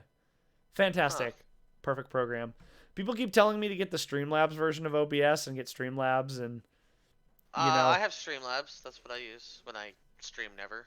I mean, what? Yeah, well, it's like the Streamlabs. I really should start streaming. Drew, I keep telling I'm going to Yeah, you've been talking about this for about a year now. I know, but life keep throwing me these fucking curveballs, and then I just need to do it. Just do it. Just be like me. I think the past 5 streams have been I've gotten slightly intoxicated and was modeling and was like, why am I doing this? I could be clearly streaming while I'm intoxicated and modeling. Yeah, I should stream that new game I've been playing, Medieval Dynasty. It's really complicated and complex. I love it. So, okay, I'm going to do something that I've been thinking about, and people are going to hate me for it. Oh, there we go. Okay. We're going to do something. Matt, please don't hate me. We're going to do something that is going to blow the minds of the internet. I thought about curving the inlets on this to... basically make it look more visually distinct. So if I did, and we're just gonna play with this. We're gonna see if this looks like complete horse crap or if it's okay. Because again, the whole point of this stream is just making mods and seeing if anything works. So we're gonna do stuff, and that's a hard lesson I've had to learn. Is you can sit down and do like a half hour's worth of work and just erase it all because it looked like shit. Yeah, I Um, mean that's. so let's. There you go. I've made like an entrance lip to the jet. That's something you Um, never really thought about putting on there. That's. Matt, I do. oh wait, I like. Matt likes where this is going. Shit, That's what he I said. kind of was like thinking about this in a way of like I don't know if this is gonna have any sort of appeal, and oh But it might. that's gonna be a It might have problem. a. I see why that is a problem. Okay, we can fix that. Let's see. Okay. Yeah. Okay. Fair enough, Matt. Okay. He says And the then engines needed a little bit more. Something yes, more. no, that has been definitely something that I've kind of thought about where I'm like, I really feel But it's like these such a long engines boy need now. oh, Such a long boy. they're such long boys. It's good. Okay. They kind of looked predictable. Nice. Fair enough. Fair enough. And I will That's just funny. I never thought of it that way. But yeah. I will totally accept the idea that this is predictable only from the fact that this was never intended to be something that I was going to sell. And so I made it generic to a point where I could work through it quickly. Oh. Oh. That action filled in the motor. Deletos. What the Now it looks like a sippy cup lid. Okay. For those people in So chat that have kids. all right. So the motor has a chin now. I'm just going to throw it out there. We have chin motor. So okay. So I could do the low style. So every motor oh shit. All right. All right. I'm going to be honest. This program next to the delete part function Wait. What did you do? is a button that's called delete everything. You did not just press that. I clicked the delete everything button because there's no point to having a delete everything button. Obviously, I can control Z and get my model back, but there is no point to having a delete all button in your software. At no point am I ever going to want to delete everything in my model. It's called start a new workplace. Start a new work environment. There's no reason to have this button. Deletes. Oh, dude. Delete all 3D. What is the point of delete all 3D? I don't. Some of the options that this program has boggles my mind to this day. You should message them and be like, as a fellow engineer, delete this, please. Remove this from your program. Okay, so here's what we're gonna do. We're gonna see what this starts to look like with as it's spread out. So Matt, spread it out. As Matt said, I do think that so there's it kind of spread across. I'm not entirely sold, to be honest.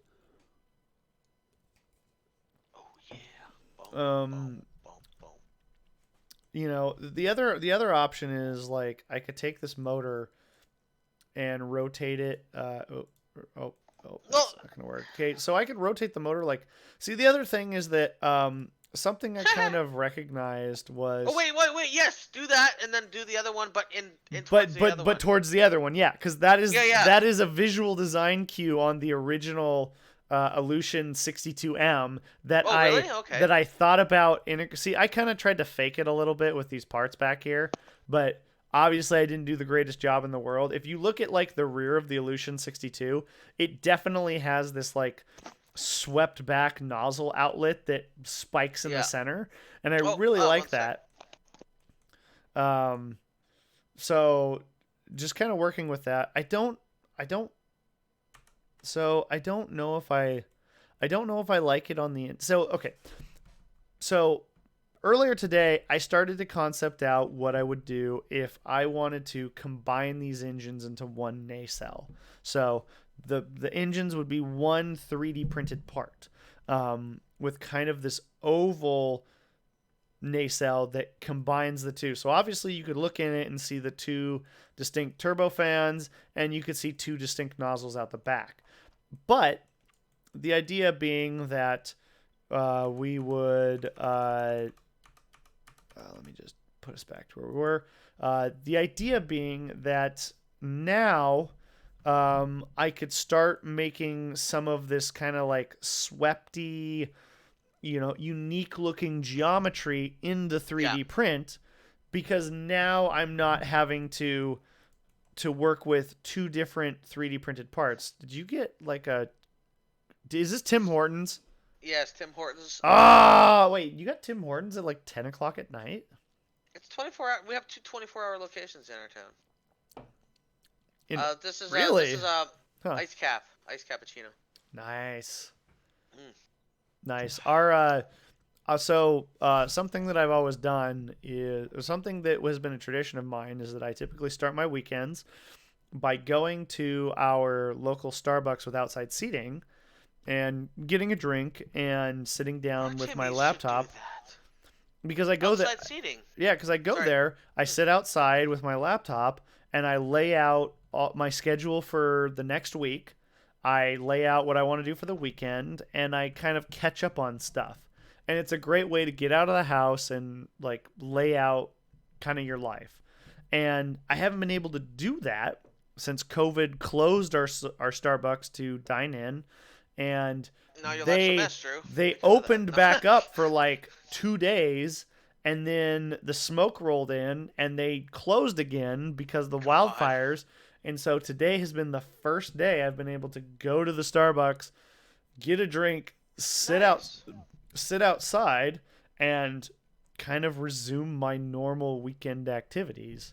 That's what, 6 months overdue or so. Oh, like 4 to 6 months overdue. Yeah. Wow. So Nice. anyways, I guess we're gonna drop the antenna for now.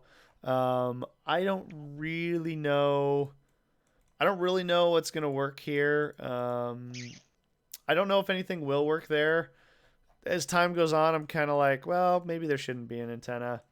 I'm gonna be honest with you though, Drew. Other than the engine's needing a little bit of something else, I think it might be done. But the engines definitely need more though, like Matt said. Like as Matt said, it's never done. Well, yeah, Matt can shut his whore mouth. It's gonna be done eventually. I mean, I love those it, are fighting words. Matt's gonna come up to Canada and Matt's gonna take me out. No, yeah, the engines need something for sure. Yeah, so I definitely think because I've never been happy that the body was kind of flat, and even then, like, it's something I've pointed out, and I think I fixed it. So Matt, you might be interested to know, I need to reprint out these engines because I think I fixed the problem I was having. But if you look at this is probably not going to come out super well, but basically what I was having is that for some reason my 3D printer was printing everything else flawlessly. Like the cockpit on this looks fantastic. The wings on this thing, or the winglets on this thing, look fantastic. The engines on this look like dog shit. And so it's one of those things where it's like, okay, why is it struggling to print like a round object, but it's okay printing like this weird complex object? So yeah, that is. I think I fixed it. I think I found some loose parts on my 3D printer. So, was it just a software, like a? No. Like the pulleys on my motors were slightly loose. So I think that might have been causing the issue. I'm not entirely sure, but we'll find out the next time I print something. Something else I'd like to point out is that on this model, the carbon fiber shows right here, and it kind of breaks it visually. And I've fixed that in the model with this little where the carbon fiber is now cut back. Yeah, I was gonna say that's wood now. Yeah, there's a little piece right here. Yeah. It's almost like I think about what I'm doing. It's that big brain The big brain modeling mechanics. There you go. That's what you So should call the next stream. Big brain modeling big mechanics. brain model mechanics. Yeah, Episode 14. there you go. So okay, so I guess okay, I will agree with you, and I'll agree with everyone else who says it. The last thing that needs to happen is I think the engines need to be updated. Okay, Yeah, once the they're kind of engines are basic done, bitch once models. the engines are You know? done, we're done. That's the final Yeah. model, and I'm gonna move forward. I'm gonna get box artwork. I'm gonna get instructions. Matt's gonna be doing the livery. It's gonna be Ooh, fantastic. Oh yeah, Matt's gonna be doing the laser engraving for it. It's gonna be awesome, man. fantastic. Excited to see what you bring out for it Yeah, or do whatever. I can't English today. Shit. we had a very constructive business meeting the other day, Very um, nice. and so yeah, I think the future's bright for that. But I will we'll have to, so the engines will be redone, and then at that point I will be making prototype number two, and prototype number Ooh, two tacos were had. hopefully Nice. tacos were had and tacos were delicious. Nice. Um, Where did you get tacos from? Just Taco Bell or we have a restaurant called Taco Vino. It's Taco kind Vino? of Okay. it's one of those kind of modern age I don't know how you call it, like a higher end street taco place where Yeah, I've it's been the to one of idea, those in Kelowna. it's Yeah, the yeah. idea of street tacos, but yeah, taco fusion. It's like higher end street tacos, but they have kind of this rotating menu of like one day you'll have like a sausage and Yeah. spinach taco, and then the next day you'll have a cherry salsa and Chinook salmon taco, and Yeah, everything is this place I went to is similar. delicious. Yeah, like they had a Oh, the seafood. pork belly. Oh man, I need to They had go. a seafood taco, like a soft shell with seafood and stuff in it, and Mm-hmm. then Mm-hmm. they had a chicken one with a nice salad in it. It was similar idea. Yeah, I love those places. Oh, Those are the best tacos. it was. Absolutely. Oh, what's it called? I can't remember what it is. Um, what's the green that has a peppery flavor to it? Oh, Kale. oh yeah, yeah, kale. Yeah, They have a sausage and kale taco that is just sausage and kale. absolutely to die for. It's easily my favorite item I've ever had there was the cherry salsa and local salmon taco. That happened to coincide with the time that I went with my coworkers, and they all hated it. I to this day get shit because they're like, "Oh yeah, we're gonna go to Taco Vino. It's such a great place. You talked it up," and I'm like, "It still is a great place. You guys just have no taste." Yeah, no. I hate when you do that too. You take somewhere really nice, it's fucking good, you know it's good, and there's no reason why they wouldn't think so, and then they all are like, oh, this is not that good. It's like, Yeah. fuck you. You just don't have a taste. You don't have any good taste. Yeah, Go eat your macaroni and cheese and your McDonald's and shut the. yeah, and it's like, okay, so cherry salsa and salmon taco, easily number one. Second place, Carlton Farm sausage and kale taco. And in third place, I gotta say their everyday menu item of a skirt steak. It's like a skirt steak with Skirt steak taco? it's skirt steak and I forget what it's called. It's not salsa. It's just like it's kind of like a mix of fruits and veggies that makes up Oh kind of yeah, the yeah, substance. But yep, yep. it's really good, and I get it every time. So yeah, Nice. the skirt steak Well, is. now that you're making us all hungry, Drew. I am definitely hungry right now. I mean, I have Subway upstairs still, so. I wonder what's. Huh. It's 10. So when I went to Subway earlier, I wore my gas mask. Yes, yes. Because it was so smoky out, the little blue mask was doing shit. I'm Oh, like, I'm putting this friggin' thing on. we And they looked at me so funny when I walked into Subway. They're just like, what's going on? I'm like, it's smoky outside. This They're like, oh. this drives me insane. So we went for 2 weeks with an air quality of 400 to 500. So hazardous starts at 200. Yeah, Okay. yeah. So Anything over 200 is considered hazardous. And we went for 2 weeks in the like 350 to 550 range. Yeah, you were like double, triple the freaking Like limit. like there. we didn't see the sun outside during midday. It was that like hazardous outside. And there were numerous occasions where I was driving along and I saw people out running in it People for were exercise. jogging in that? Oh my I saw people god. jogging and I'm like, I'm sorry, I don't know to what degree you think that like getting your regular exercise is somehow better than ingesting particles of ash that are raining down in the air. So when it's 250, it's like smoking 2 or 3 packs of cigarettes a day. People jogging when it was 500, They're getting like 10 years worth of secondhand yeah, smoke. they're like destroying their lung. Like people are so stupid. I'm gonna go jogging when the air quality is at 500. Matt's upset that I pass on the guacamole on my taco. Oh, dude, you gotta get guacamole, man. No, sorry. Oh, Avocados no. don't do Avocados it are for win. me. No, Avocados are win. avocados don't do it for me. Sorry. I'm with Matt. Matt, when I come down, we'll go for some avocado Oh, tacos, and man. we'll leave Drew at home. Second the country opens up, you fly down for a weekend. We're gonna go get Taco Vino. We're gonna get Matt down there. We're gonna have a great time. We're gonna walk around. And we're gonna force you to eat guacamole. It'll be great. We're gonna walk around town. We're gonna go to the board game store. We're gonna get you a pack of Magic the Gathering cards. God, dude, no, I am not getting back into Magic the Gathering. Fuck that. I sold 4,000 cards to this dude at like a little hardware store, and he paid almost full price for them. Like I almost lost no money on selling them. Damn, that was impressive.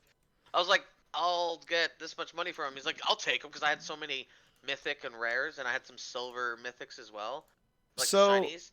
And I got lucky on what I got, and that's probably why they were so much. But so I had this conversation with my brother the other day. We both have a barbecue short rib taco Korean. Oh, oh dude, yeah, I'm hardcore into Korean barbecue right now. So I haven't actually had the Korean barbecue short rib because, as I admit, I am a creature of or what the hell do they call it? It's where you get the same thing over and over again. It's like you never.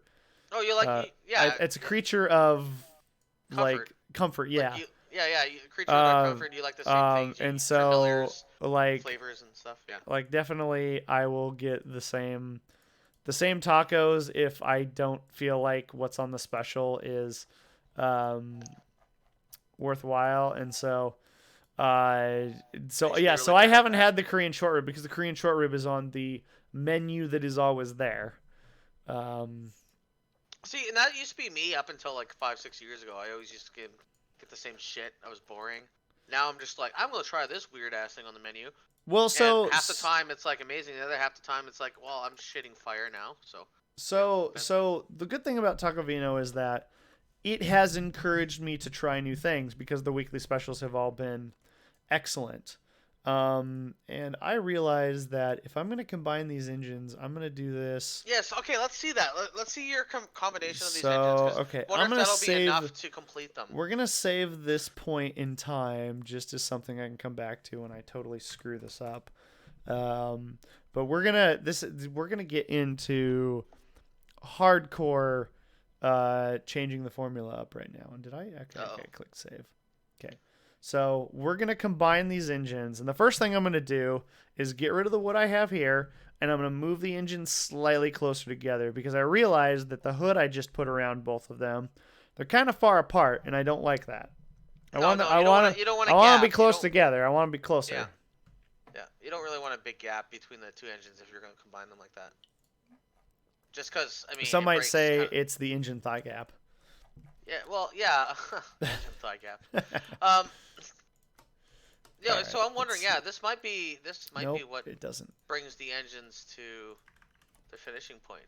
Yeah, because that has definitely been a criticism of myself. Is like I didn't feel like the engines were there was enough to the engines that made them like worthwhile almost. Yeah, they were good enough, but they weren't special. Yeah. Yeah, they weren't You quite know, there yet. so we need these to be special. And let me just clean the motors up a little bit so that I can start playing with them without breaking my model. Because one of the things I've learned is that if you have kind of extraneous features in your models and you really start playing with it, you start breaking stuff, and it's a lot more time consuming to fix broken stuff than it is to just simplify it before the fact. Yeah. With this program, can you save, um, like if you were to make that engine just a generic engine, could you save that and import just the simplified version of the engine and then like add stuff to it? And if you don't like it, instead of changing things around, could you just re-import a new one? Like, can you save different assets? I guess that's what I'm trying to say. Yeah, no, I can totally Yeah, save yeah. different assets. You can. Okay. Yeah. So here are two engines in space, and what we're gonna do is we're gonna push these guys a little bit closer together, like this. So how close we go, don't quite know yet, but I like the idea that the closer they are together, the more they feel You like want a little rib. they You want a feel little support like between them. but see when I put a shroud around both of them, the closer they are together, the more they feel like one homogeneous unit. Versus Yes. before, Yes. you know, if I put a shroud around them, now I have this giant area in here that I have to figure out what I'm going to do with. Yeah. No. Okay. I think that's a good gap between the two there. Okay. So let's figure out what we're going to do here in terms of. Hey Matt, if you have any ideas, please throw those in chat. Yep. Feel free to tell me that my design is shit and that you are no longer working on the project because I have ruined the motors. It's like I'm not working on the livery anymore. He's like, I don't want to do the livery of crap. This livery is my technical expertise is being wasted on such a poor excuse for art. I still look forward to your model. I still want to do. Oh yes, I dude, I was in the middle of still designing want that to too, do. and then I kind of. Well, yeah, because I kind of stopped on Arrow Maiden stuff for a little bit while I was trying to figure out some stuff, but And you know, to be honest, summer was busy anyway, so. yeah. Now fall, winter will be a better time for me to All right, build a model. So here we go. We have kind of we're gonna start playing with this a little bit. We're gonna massage it into the motors that we deserve. So here's a problem we have, okay? And that problem is how are the motors being manufactured? Okay? So I place that out there as this idea of the motors need to be manufactured in a certain way. As in the motors have to be 3D printed. And I don't want to Oh shit! Yeah, okay. I see. I I don't see where want this is to going. design something that is hard to 3D print or so Matt just gave me an idea the B-52 Oh yes. Here, engine. I'll That bomber double engine. Yes, okay. So some of the Oh yeah. so like that, some Matt. of the design cues that I'm seeing immediately are the Just flip it up the other way. it has the tail shroud. It has the high bypass shroud on the front. Mm-hmm. It has the middle section next down, which is a nice design feature. I mean, maybe we go with the B-52 inspiration. Yeah, I'm thinking. So that's here's the right way to go here's there. the other thing that I'm thinking of drawing inspiration from. Let's see if I can find it really quick. Ah, yes, the Fairchild Republic. I think it's Fairchild Republic. No, I guess it's just it was Republic Aviation at the time. Republic Aviation made an XF-84H called the XF-84H. The Thunder Screech. Oh yeah, the Thunder. Oh, the Thunder Screech. Oh, that's the plane that like. It was so powerful it made people sick because it had a supersonic propeller. Yeah, supersonic propeller, but it also like um, the torque was so great on the propeller that But you had to fight that when you're uh-huh. flying it. But the cool thing about it is that the Thunder Screech, the propeller, was powered by two Allison T-38 turbine sections. So it wasn't like a piston plane. It was a jet plane. It's just the jet propulsion wasn't propelling the plane. The propeller was. And so That's a the neat concept. dual They really should revisit engine that. the dual engine thing was uh so yeah, there were two Trying to find side a it picture of was that. two it says two T-38 engine sections, but down here it says um Do you have oh a cross section opened up? oh interesting. Okay, I've learned something else. um So interesting. So the Allison T40 Here we go. was two turbine was basically a turboprop engine, but it had two turbine sections driving one shaft. And so it's just kind of an obviously that gives us the guts. It doesn't really give us an external cue to work off of. No, I'm trying Um, to see if I can find an internal cross section to look at, but not however, really that many. I am finding that a competing design apparently was the Armstrong Siddeley Double Mamba, which was a double engine turboprop design made for the Royal Navy. Uh, Interesting, and it was used on two plane. Really, that's so interesting that it was actually used on planes that were like Okay, I used found in.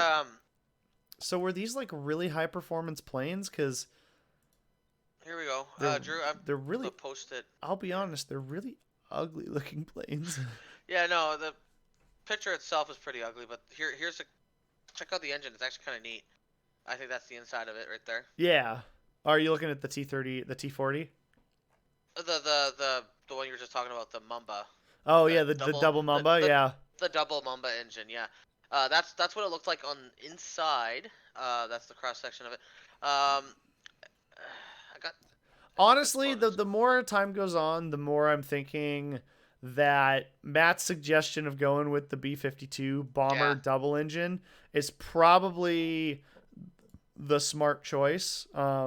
Just because we it's have a iconic too. I mean, you're looking at a yeah, it's bomber. definitely This is a bomber plane. it's I mean, iconic, yeah, and it it has a lot of works. external visual cues for me to pull off of. Yeah, so Um, I think we should go with that. okay. Yep. So in terms of the front, I No, we need gotta call them the matte engines. the mat gens. The matchins. There you go. The matchins. Ha! Okay. Ha! So something we're gonna do is we're gonna pull this. We're gonna make the body separate. So this is our engine body, and we're gonna pull it separate from the rest of the parts so that we can modify it without worrying about semantics at this point. So we have our shroud around our engines. Now, if we look at these pictures, working off the front of the engine, it definitely seems like the shroud comes forward a bit. I think a little bit further than what I have currently drawn, to where, well, maybe not that much further. Um, you know what? Let me see if I can pull this up on stream so people can see what it is I'm looking at. We're gonna go with this engine just for kicks and giggles, and then we're gonna use. We're gonna see if my streamer skills are up to par. Boom! Oh, I just covered up the entire stream. Oh, those are sexy looking engine. Holy shit. Okay, Okay, okay. I So see. we're gonna go with this design right here. Wait, so in those Um, engines, do one is the inside of one of them curved like that, and the other one's not? Well, Are so they not? They're asymmetrical, and sorta, or it's symmetric, but the things I want to point out is that um, if you look at the leading edge, like the mm-hmm. it's round, but then it transitions into kind of this spike, and so I need to replicate that in what I'm doing, and so I might not be able to replicate that perfectly, but I think I can do a decent Yeah, I job don't know. I don't know of if you can get down to that fine detail. Can you, like with the 3D printer? Or yeah, no, the 3D printer will make anything I throw at it, okay. up to a certain like resolution. But it's more of this idea that um, making that organic shape has to come from somewhere, and so Mm-hmm. I'm thinking this needs to be extended a little bit. Okay, so here's what I'm gonna do. I'm gonna redo this. Oh shoot. There we go. Okay. So I'm going to redo this, and we're going to redo this interior shape because, yeah, we're just gonna fill these in. Okay, so we're going to pull this backwards, and this is going to be our engine body. And we're gonna try to replicate these B-52 bomber. This is gonna look so much better. Like I can already tell this is gonna look better. Drew, I Uh, gotta interrupt the stream for a sec. My wife spent about 30 hours on this stupid thing. That's not stupid, but it's a resin-filled fish ooh, tank for her yeah, niece. Well, nice. for our niece. I don't. Oh, the screen's kind of glaring Wait, on it, but it's. wait. How is it a? Wait. Okay. Oh, so So the the bottom is sand, resin filled. yeah, but with shells and everything in it, and Ooh, sand and mermaids and is it for plants like and a beta fish? yeah, it's for a beta fish, Okay. exactly. Yeah, Yeah. yeah, dude. Like, I just had to show you because I'm super impressed by this. Yeah, Like, that's pretty this cool. thing is amazing. Like, I don't know how well you guys can see it or not, but like you can see the different details and That's pretty sweet. yeah, I just had to show you guys because I'm pretty proud of it and my wife So, did an amazing job. Yeah, it is I heavy. watch a number of YouTube channels where they make really high quality models. Like somebody puts a model together, but then makes like a diorama for it. And I feel like when I get to like 70 years old, that's what I'm gonna do. Is I'm gonna start building models and then building like realistic dioramas because they do. I can bring up a picture of this. Let's see, a plane crash diorama. Diorama. Jeez, yeah, you know, it's like how do you even spell Like that word? like they no, you know what the best looking ones are? Naval dioramas. They do just where is it? So they have like this resin that they make like a diorama out of, and they make here we go. Here's the perfect one. They make these resin dioramas that are like you think of like looking at a boat, but you took X-Acto blades and cut the scene you're looking at down like through the earth to where now you're looking at a diorama that's like a square of this with the boat in it, but if you look through the sides you see into the ocean. Oh, And okay, yeah, yeah, yeah, so yeah, yeah, and yeah. so like They these had actually some of those dioramas at a that I've museum I've seen been to. these They have a really big one, yeah. dioramas that I see are just amazing. Like here we go. I just swapped to one on the stream. Mhm. Let me see if I can make it bigger. But like it's a resin filled Fucking love diorama, those. and they just look absolutely amazing. Yeah. Obviously this isn't the. I mean, under the underwater section looks amazing, but Yeah, yeah. like there's a lot of the dioramas where they get the waves looking so realistic on the top of the surface with like the boat, Yeah. and Man, that's a lot of resin. That's like $500 worth of resin right there. let's God. see, tank river Um. diorama. Yeah, no, Ooh, April. She does amazing stuff with resin. stuff I Yeah, couldn't and it's imagine. just like I feel like one day I'm gonna get to the point where I'm just doing dioramas like this, and it's amazing. I look forward to being just an old person Nice. that has that's because there's You should the make those miniatures, like the little like cottage by the river, and make the river out of the resin, and have like the little yeah, here's exactly another one. that. Here's That's another one. exactly what I'm talking about. I watched the video of the guy making this one, and it's There's one absolutely guy, yeah, he gets like amazing. 10 million views when he makes something. It's crazy. Yeah, it's like you can see into the river, and he adds sand Yeah, into the resin so it looks like muddy water, and it's just like yeah. it's like the attention to detail is so far above and beyond like where I'm She, at right now. that's what April was doing with. That's kind of what she did with the fishbowl there. She has stuff inside the water as well. Like it's supposed to be water Mm-hmm. inside. Mm-hmm. And she has like plants and shells and everything in there, and it's like it looks amazing. And I should get her to watch these. I used to watch this YouTube channel. I think I know which one you're talking about. Oh, big I mean, engines. there's a few of them, but Yeah, there's a couple of them. There's one guy that I like watching that uh, just basically like buys plastic model kits, and he doesn't do like a diorama, but he puts them together really well, and then basically finishes out the model to make it look super realistic. ooh, Um, and I really like him because he does like a full paint scheme on it, and just like nice. the attention to detail makes me so happy. Yeah, that one Um, guy I watch, he's from Australia. He's okay. that does the miniatures and stuff, kind of like that. Yeah. No, Okay, it's amazing. Yeah. Anyways, back to so we're engines. gonna we're gonna try to build B-52 engines out of this, and Yeah. I think probably right about there. Okay, so what needs to happen? Whoops, that's not what I want. So what needs to happen is we need to make the. If you can look in my photo that I have attached, the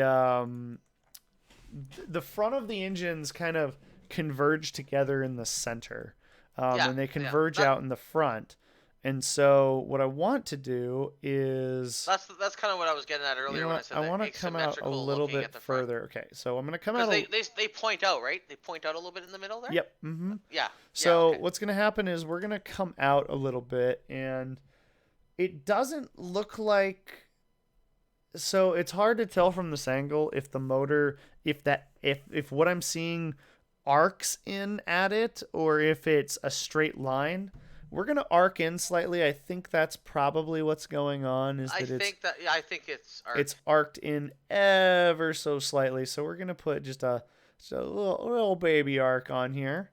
So let's just mirror that. You know what's amazing? Those engines are how old now? Like 50, 60 years old. No, of course not. Well, not those These engines, the but yeah like the design of the them. design of Yeah, the B-52 is is ancient as ain't fuck. it's like yeah, oh yeah, Yeah.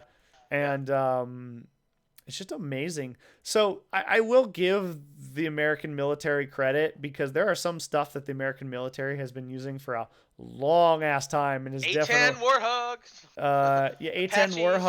Warhogs. The U.S. denies their usage of the flamethrower rocket launcher that clearly Oh, we okay, have yeah, they deny that they've been using it even though we clearly have evidence that they've been using it. yeah. Um, You so know, okay. yeah. So So in the little tidbit on the all right. B-52 here. I screwed this up a little bit. So first off, we need to do this. You know how many of these B-52s were lost in the Vietnam War? Like many dozens, Oh really? dozens. Oh, I didn't Yeah, know that. I think they lost. How many? I was there was lots. They lost. Okay, so I'm trying to basically come up with the geometry of a B-52 intake cal on the fly. So, if you have any Oh, they lost. They complaints, lost 19 of them. damn. Yeah, yeah, they lost 19 of them over bombing runs in the Vietnam. Yeah, they were shot down by surface-to-air missiles and Yeah. jets. Yeah. Um, if you, for whatever reason, don't like the design of the engine cal that I'm doing, you can write me at Rice Maiden at go fyourself.com. I thought you were going to say GoDaddy.com. At GoDaddy. At geocities.net. Oh my god! GeoCities? What the dude? So let's see. Okay, so Is that even still around? I don't know actually. Is GeoCities still around? That's the question of the ages right there. Is GeoCities still a thing? Jesus Christ. I mean, that's like I know Netscape that Navigator there are days. some GeoCities sites that still exist, so they must still. Wow. Or I bet you well, it's I take one it or two back. I don't. employees in a basement, like sitting there going, "Man, we don't get paid enough for this old shit." Man, these websites look so dated. Okay, our local uh cinema place has a website from the early '90s. Still, Excellent. it's so fucking old. It's like That's the best kind of website. it has a counter on the bottom. It's so old, dude. It's like wow, and I think they just keep it that way, just cause. All right. So the more I look at this, you know what? Okay. So this, it's too wide. Are you wide shaming it? Wait a second. Wait a second. Wait a second. Oh god, Wait a this is second. so dated. Okay. So the thing that's throwing me off is that there's clearly like a valley here between the motors and the real thing, and I have it filled in. Um, do I? Okay. If you were to look at this like at the angle the engines were at in this photo. Yeah, no. First of all, Because you you have have to the because again you have to remember there is a yeah. valley cut right here in the engines that I Oh still need to yeah. cut, and I might do that right now. I just Yeah, do that now, cause there's no way of I think you have to my have that in there. no it's this is too aggressive. That's what it is. This is too aggressive because if you look up here, I left a gap and it makes that Yeah. thickness in. You can see that thickness here, and there's no thickness for that right here. No, there's none. No. So that might be too Oh aggressive. wait a second. Actually, I'm an idiot. Um, because I recognize that I made this longer than it needs to be. We're making long boys, remember? Sorry, I made it longer than I thought it needed to be, but upon like reflection, I think it's actually the size it needs to be. So I'm gonna make the stubby nose. And we're gonna see what happens. So this is going to be, and I'm not gonna make that curve quite as intense because I don't think it is quite as intense as I had it. I'm gonna go look at a few more reference photos here. B52 engine. You got to make sure that you're looking at the right engines too, because Yeah, is that the D model? I don't know. Oh, Okay, so here we go. We have kind of a thing going on. We have a thing going on here. We're gonna try to massage this into shape.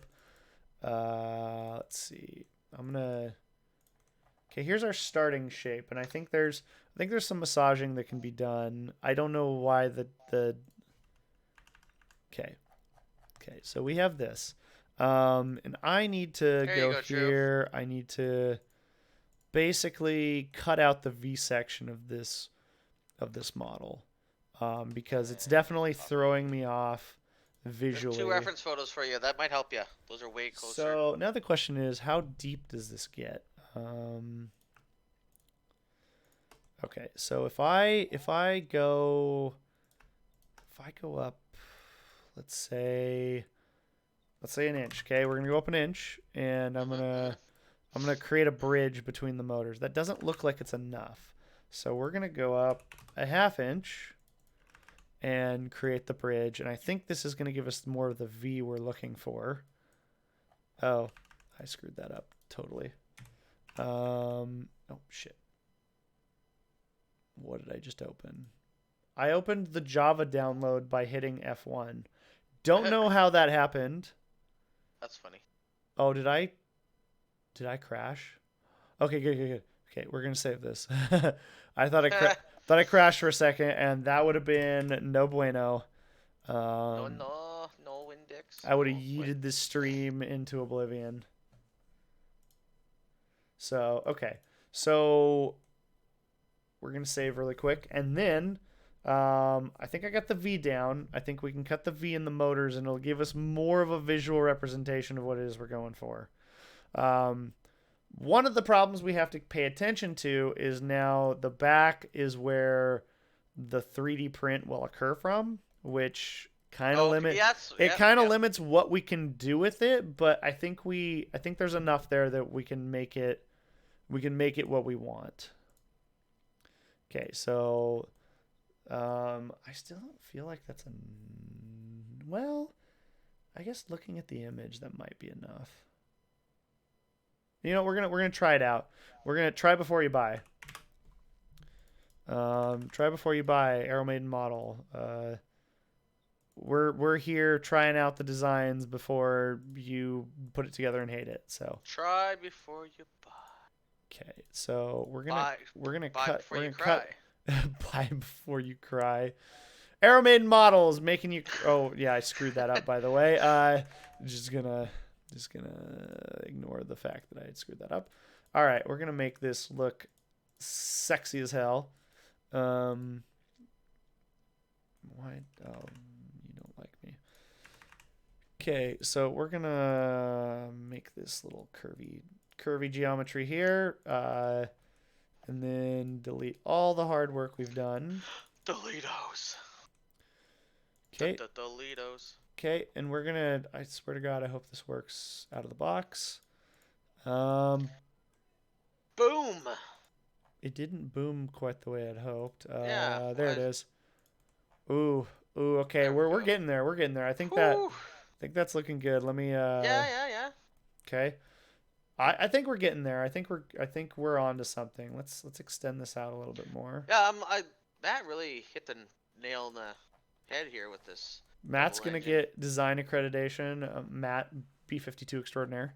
Yeah, like that's such a great idea for these engines. So they're definitely not as close as I kind of was expecting them to be. That gap might not be a problem. I'm gonna try something. It's probably gonna fail horribly, but we're gonna find out here shortly. Yeah, it's gonna fail horribly.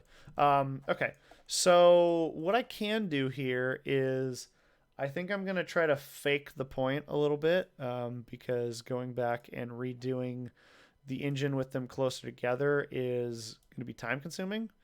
So I'm gonna try to fake the point by bringing this back and yeah, right there. Okay, and then this is gonna come in. Oh, that looks nice. I actually don't know. Okay, this is 0.9, so we're gonna go. We're gonna do 90 thousandths. Okay, and then we're gonna do it on the other side. And as you can see, now we've brought it together in a that's point. good. I like, yeah. Okay. The one thing I am gonna do is shoot. The one thing I want to do is I think I want to round the nose of this, kind of like the real thing is. Mm-hmm. So as you can see, I've rounded it a bit, like the real thing. Yeah. No, that's and perfect. Then, actually. I hear the U.S. Air Force is giving a call as we speak. No, General Electric, please don't send the bombers after me. Okay, so we're gonna. This is a little funky right here. We're gonna smooth that out. That is a little funky. Yeah. We're gonna smooth this out a bit, and actually, it looks like it kind of.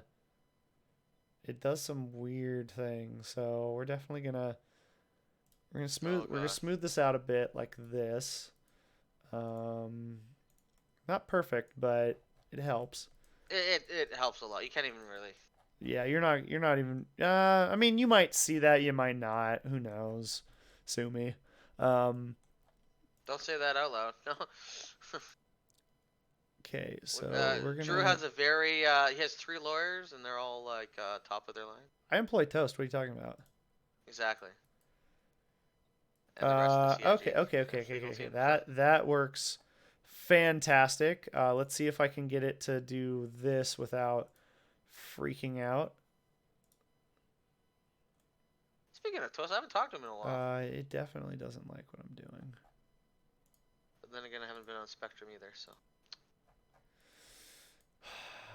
It looks like I might not be able to do That this. engine's really. I kind of like. What are you trying to do there exactly? Well, I was trying to soften this edge a bit. Okay. That's right here, because I definitely got the outside edge softened. Um, Hmm. hold on. I'm gonna try to integrate these back together. This is probably gonna fail horribly and end in tears, but we're gonna go with it. Okay, so these engines need to get cut back a bit to where they're inside. These get cut back a bit to where they're inside. This gets extended out. This gets extended out, and we're gonna combine it all into one homogeneous sausage tube of excellence. Just don't stick your sausage in there. What? Oh, that would be very painful.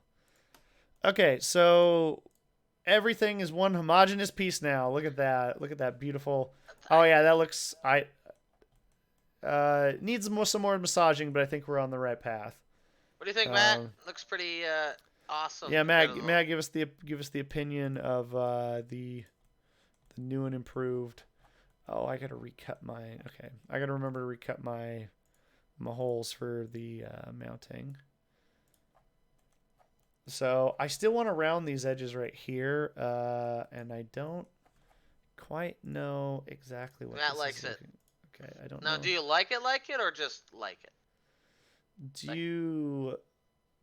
Okay, so we're gonna do that. We're gonna take some of the harshness out of these edges because I definitely want it to be smooth.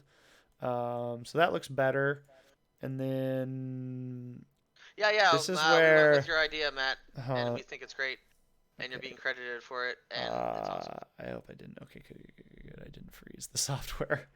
We're working. Software's. Oh shit! I may have actually froze the software this time. Okay, good. Okay. No, we're gonna free. Yeah, we're gonna save. I'm working in some spicy geometry territory right now for the software, Yeah, I was and gonna say so like I'm seeing shapes and angles I've never seen before. so we're gonna definitely save so that if a black hole opens up where Drew lives, we know what happens.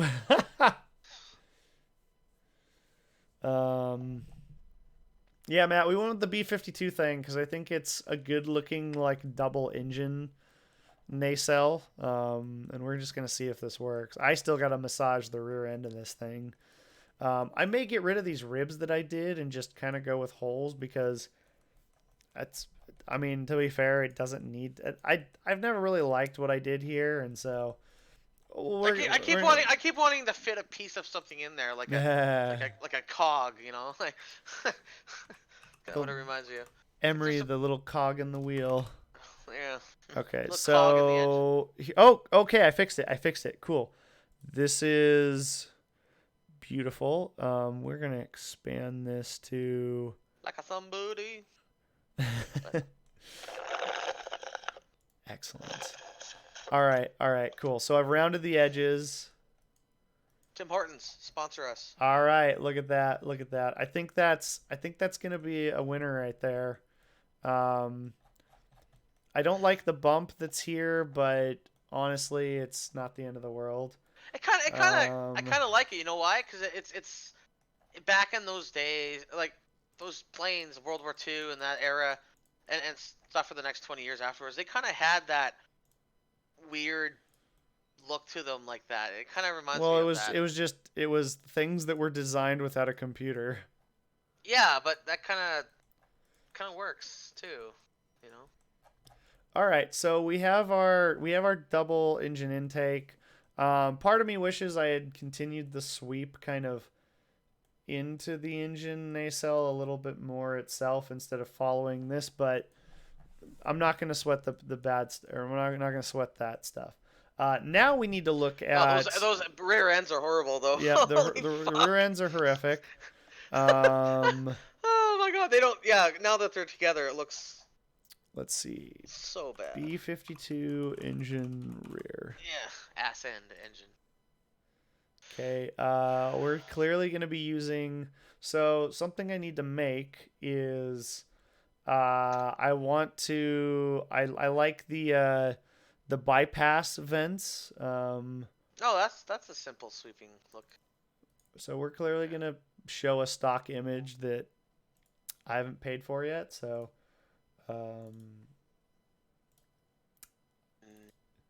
okay. So here's our stock engine, or stock Ah, image. I was just about to post that one. It's the best one you can find. Yeah, it really is. Okay, It's got the right so angles. as you can see, it's kind of got kind of a generic like uh just open rear end, and I think that's what we're gonna go for, because You I like those generic open I rear just ends? yeah Yeah. yeah. Yeah. Um, Oh yeah. crap. What's the quickest way to get rid of this abomination? I'm gonna try to just delete my. So Matt's probably wondering why they look like shit now. It's because they didn't look like shit when they were separated. Now it's just one big mash of plastic with cog-looking wheel things. I'm really hungry. I shouldn't be hungry, but I'm like really hungry. I need to go to the grocery store later tonight. So Subway, eat fresh. I had a sub earlier today. It was delicious. Nice. Nice. I could go for another one, to be entirely honest. Okay, so we're gonna cut out the fins that I made. You should make some Korean barbecue Shanghai noodles. I could. I will say something that I'm not proud of, but I could totally go for Panda Express right now. Panda? What is Panda Express? I don't know what Oh, Panda Panda Express is like fast food Chinese here. Oh, what? Oh yeah, Pan. we have fast food Chinese called Panda Express, and it's definitely like we always have the joke of like it Oh, tastes that good looks in the moment. amazing. It tastes good in the Yeah, it moment, does. and you pay for it hours later. Yeah, that's it. We have Ito's up here. I don't know if you guys know. It's a Okay, Jap. I've heard of that before. Yeah. Yeah, it's a Japanese fast food place Okay. that has sushi and like other Japanese food. But we don't have this.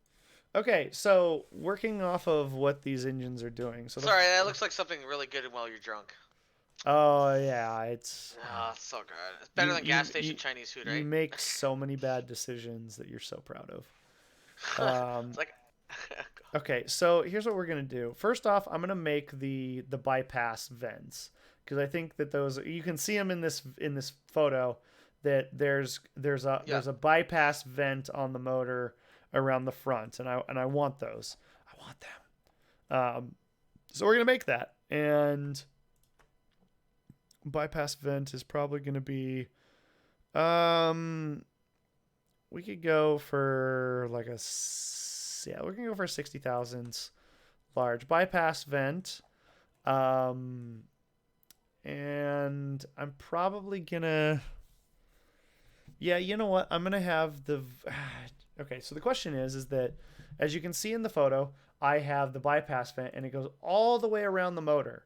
But the problem is that you have this valley in the center that connects the two motors, and you're not going to have a bypass vent in the valley between the motors. So, does your bypass vent fade to obscurity as it goes to the center, or um, do you have it kind of transition? Do you just have the bypass? Sorry, do you have the bypass vent go all the way through? Because I could totally have it go all the way through by doing. Well, I screwed that up. I think that would look better. Bypass vent going all the way through. Yeah, It would well, probably if you be transition it to nothing, it's just. well. Yeah, I don't know if I like. It just. Hmm. I mean.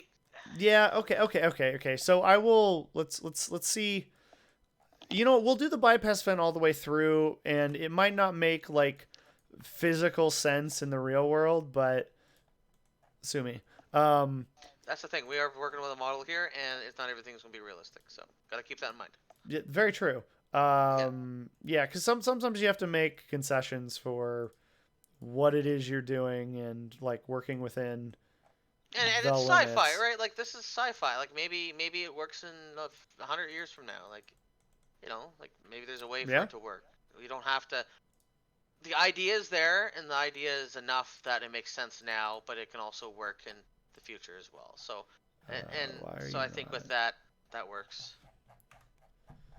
Okay, so I need to. Oh wait, what am I doing? I just nope. S word. Let's see. True. We're gonna get banned We're from gonna ban from Twitch. Twitch by using the S word.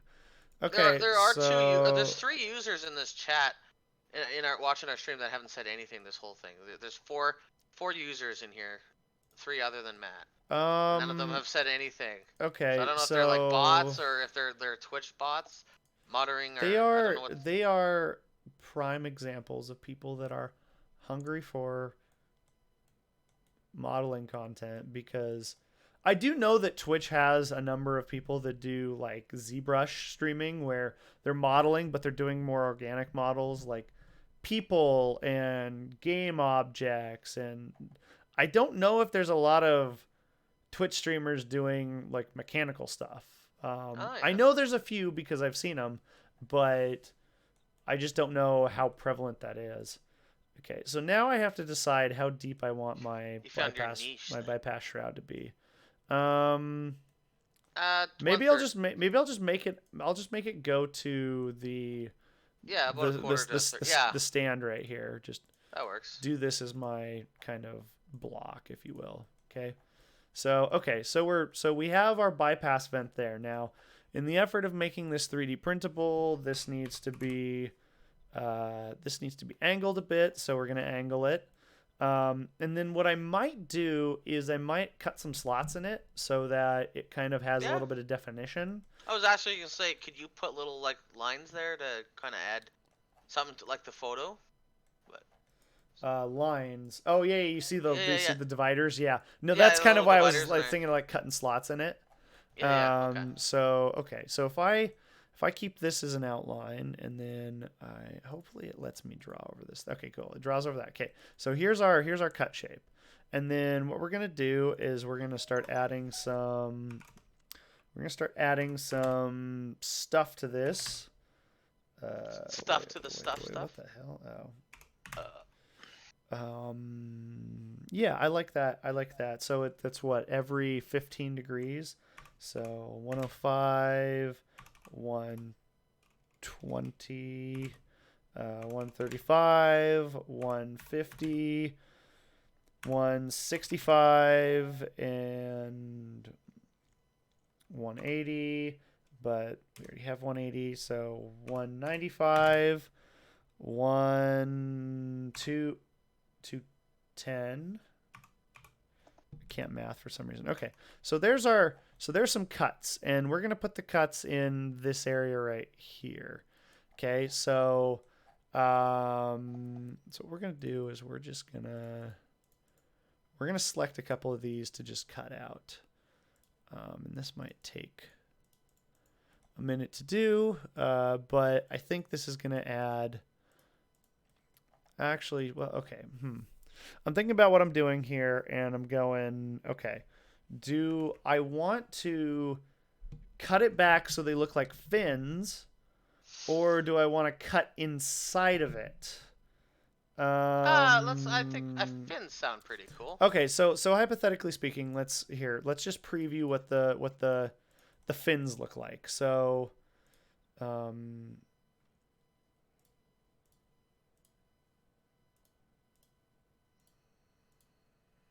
okay, so here's what the fins look like. Oh, shit. Here's what the fins look like. Oh, God.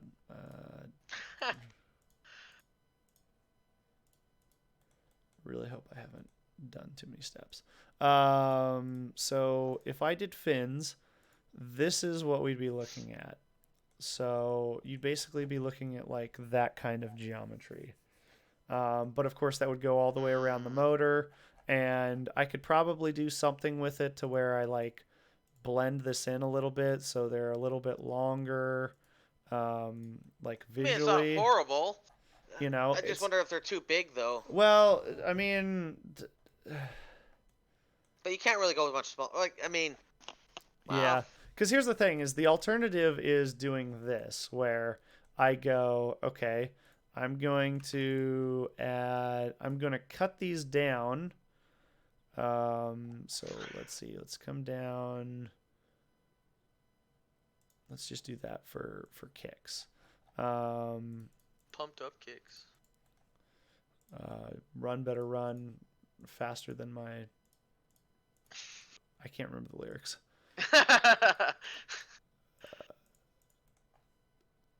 Okay, so if I cut this down like this, I could potentially create vents as opposed to fins. That looks something along the lines of this, because the problem we have is that, see, I could do something like that. That looks way better. Okay, so the problem I have is that we're getting very close to my limits of like what I can 3D print. Yeah. In terms of like, how's that gonna? Yeah, can you? because I mean this thickness is about 30 thousandths, and I really like to stay like 40 thousandths. And oh, wait a second, I got a good idea. I've got the best idea I've ever had. But let's just go with that though, like that. Yeah, that design aesthetic. Okay, Yeah, I yeah, like that. yeah. That's So, way better. Yep. what I'm about to do is probably going to be a little time consuming, but I think it's going to pay dividends in the long run. So what we're going to do is we're going to scoop into the engine. So, let's do this. So I want this. I'm going to push it to 30 thousandths. I think I can deal with it on the printer. Okay, and then I'm going to hide this engine, and I'm going to hide all this other crap that it's showing. Okay, so this line right, actually, I'm just going to hide everything. Okay, so this is our engine right here, and this is the line that I've drawn so that it maintains this thickness right here that I'm going for, and that's ideally what I want. But what I want to do is, originally I had cut it this deep, to where it was making a little slot. But what I can do is I think I'm going to cut into the jet body a little bit to make that feature look bigger. And actually I'm going to cut way into the body and make it look a lot bigger. And we're going to see what this looks like. So, okay. Okay, what do I want this to look like? Okay, how far, so the first question is, how far back do I want these cuts to go? And about a quarter of the way, I think. Yeah, you know what? If I did a half inch, that might be, you know what? We're going to go with that. We're going to see if this looks good. So what's going to happen is I want an arc from like here to here, and I kind of want, okay. So we're gonna do an arc like this, okay, and we're gonna create that, okay. So when we go back to this motor, wherever the hell it is, there we go, okay. We have this profile, and what I'm going to do is I'm going to pull this profile, and how big did I have them? I had them 15 inches or 15 degrees. Yeah, 15 degrees. Yeah, and I think that looked good. Yeah, no, that was a good spacing. So that's about what they are. No, they're a little less. They're about 7.5. Okay, so this is going to be called gap. Okay, so 7.5 that way, and then I need to go the other way. 7.5. Okay, so there's our block out for what this is going to look like. And if we were to test this out, I'm going to cut it out of the bodywork. And so that's kind of what we'd be looking at, is we'd be looking at this like, that's really very aggressive, sexy. And to be fair, I could like also like make the transition a little bit less harsh. I like that. So okay, so here's what we got. We have this. You could even. And so let me just make this into one engine, and we'll see what it looks like. Yeah. So let's do that. This is. So I could make it more granular if I wanted, but I think that might be too much, too visually complex. Yeah, because they're too thick. You need enough. You need at least the same thickness between them, I think. Yeah, You well, know, for I mean, spacing. fins can be kind of thinner if you want, Yeah, I mean, you could make but them half as thick, but oh, I'm just saying no, if you're going to go it's with not. that thick, then you want, yeah, you don't want it too cluttered. So. Um, okay, I have all three of those. I just need to keep pulling this. Um, okay, so another 30. Another 60. Another the riveting modeling here. This is why I'm always like self-conscious to model myself It's doing you this know, is dude, because if it was just it's me, fine. I would basically be spouting off nonsense. I'd be like Isn't that what we're doing the anyways? hypotenuse of the Pythagorean theorem is Oh the Jesus Christ! correlation of okay, so I think this Quick, needs Drew. one more. What's the full pi ratio? What's all the decimals? 3.14 blah blah blah blah blah. There you go. I think Okay, it's three point so one four six five something. there's one engine, and just because I'm the coolest guy in the world, where's the thick? Thick boy. We're gonna mirror this over so we can see what the whole engine looks like. Ooh. Um, I was about to say, yeah, just mirror it. You know, takes much. okay, whole engine, and then we're gonna cut this guy away. So there's our blank, and then here are all our little. And reveal, folks. In 10, 9. This is when I get up and like go use the bathroom. 8. Emery's still, you're still just counting it down. You're like, Negative he'll be back. 15. There you Negative. go. Okay, okay.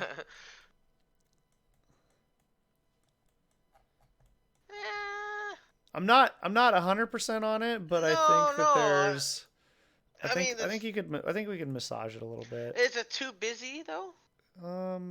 Maybe. That's what I'm wondering. If it's too busy, if maybe you don't even need them on the sides or the bottom. Maybe So just have. what if I Well, like kind of take a little bit of piece of junk. yeah, they Okay. might be too aggressive. That might be Yeah. what it is. What if I take a little bit of this out? Yeah. So let's just see if this works on one side. Because this softens it up a little bit by. Yeah. Because it's definitely really harsh. Looking It's at already it. looking. It's already looking better. Like. Yeah, because it's got a little like this look of having these cuts gives it a little bit of like a World War II flair to it because a lot of Yep. the planes in World War II had radial engines and they have kind of these scalloped cuts coming out the back for the exhaust. Yeah. And so it kind of gives it a little bit of that look. Okay, why did you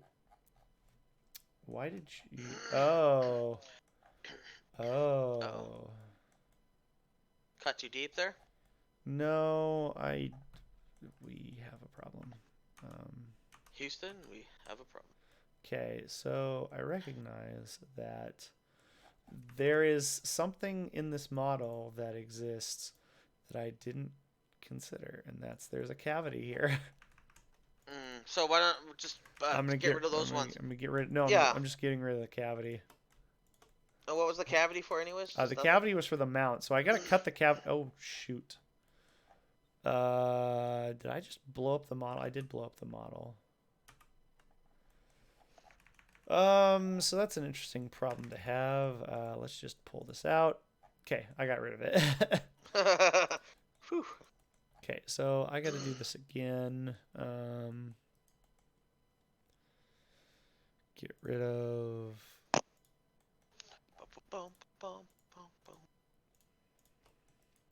Get rid of these guys. And then we'll be back to square one again. Boom. So, like I said, I think this benefits from getting little softified. Yeah, you definitely. It is a little hard on the eyes. And Yeah. I think it's just the sharpness. Yeah. Okay, so Like that's why I wasn't sure if it was just too busy, but I don't think that's the case. Okay, so if we That's just looking at the top there, the way you had that with the soft edges, that yeah, it's easier to look at, much easier to look at. okay, so we've softified. Yeah, this side definitely looks better than this side. Yeah, that's Um, leaps and bounds better. Yeah. okay, so we're just gonna go through and do the entire thing. And then at that point, I think I might soften up the rear edge as well. Just make it kind of a smoother transition back into the body shape. Part of me kind of wants to round these upper edges, but at the same time, actually, I think I can do that. Well, Actually, that's sloped. I don't know what happened to my voice there. It's sloped. you hit puberty. Yeah, yay! Congratulations. Um, Congratulations. but it Okay, so like if I look at this and I go, okay, I'm going to. well, because it's Wait, tapered in. Like I what don't know the if hell am I looking at? Okay, hold on. There's something wrong here. There's like a. Wait, what the hell? There's like a rib. I see that. There's What's like going on there? a rib in the center. What the heck is going on here? I think it's just because of the softening. It's just created kind of like a slight flat, it's a little Oh flatter yeah, there. no. Yeah, Well, it's flatter there. I think. that's Okay, now that's but when you do that really though, it's actually showing up. that's That's weird. really strange. Oh shit. I Okay. guess I'm just gonna keep it. There's no way I'm gonna be able to get rid of it. Well, here we go. Okay, What the fuck? this will either break my program Yeah, but see, or I thought it. yeah, no, Oh, that's it doesn't weird. doesn't like that. We're gonna keep it, I guess. I don't know. That's probably just not gonna 3D print. To be fair, that's really small. Um, Oh, that works then. but what I want to do is I want to That's soften so up annoying this. though that it's there. I want to How soften did? up this top edge here. Oh, that part. I thought you meant like the Um, outside part, and I'm like, that. Yeah, no, that's fine. I want to soften up this top edge because I think it'll look better. Um, No, it's a nice boy. okay. So let's see. Let's get all of these done. Then it gives us that bypass flare we're looking for. Oh, why did that one fail? That's a problem. How does it let you know it failed? Like, what do you mean? Because by it failing? doesn't. Oh nope, there it goes. Okay. If it doesn't actually show the final product, it shows just like the hatched outline. That means Oh, that okay. it's failing at what you're asking it to do. Oh, okay. It's like you didn't pay enough for this piece of software. See, look at right for there. uh, It's hatched for instead of. $1,299 more dollars, you can get the new So you can see it's patch. hatched instead of actually showing me the Oh, yeah, geometry. okay. So Yeah. let's see if we can get it to fix. There it goes. Okay. That's weird how it All does right. it and So then I doesn't. like that. I think that adds visually something more to the Yeah, motors. that's way better. How wide are these? Not okay. Cool. Wait. The heck? Oh, it's a radius. That's why. So another thing we can do is we can blend this in more if we want. Oh, Will it blend? that kind of screws. Okay. Okay. Hear me out. Okay. I've just gotten rid of all the work I just did. True. So if I got rid of all the work I just did, so what if I took this hard edge and I blended it back with a radius? So there's no radius on the interior here, but this at this point blends backwards. I think that might look better because the problem I have right now is I think the transition's a little too harsh, and so there's no going back at this point. So something like this to where I extend that transition just a little bit to where it makes it visually better. Oh, okay. Yeah, I like yeah. this a little better. That's way better. Okay, I see what you're saying there. Yeah. Yeah, that's better.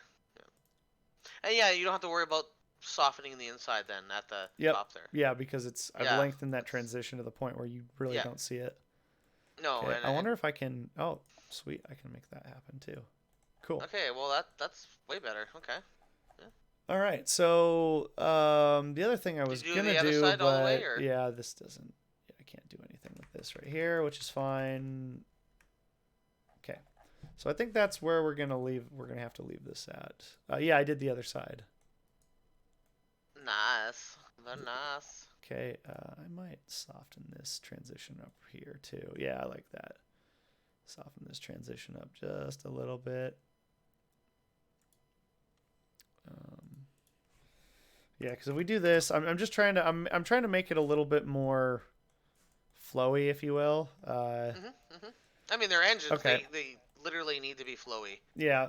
Okay. Like, I mean, Okay. So we need to go to the back of the motors, and we need to figure out. the back is gonna be our bane, dude. Like, I don't know why, but it's just that's where So that print first thing off I'm of, gonna though, do is I'm right? gonna put Like the you said, whole. that's Well, so yeah, so the back has to be flat, or flat to some degree, so that I can print it on it.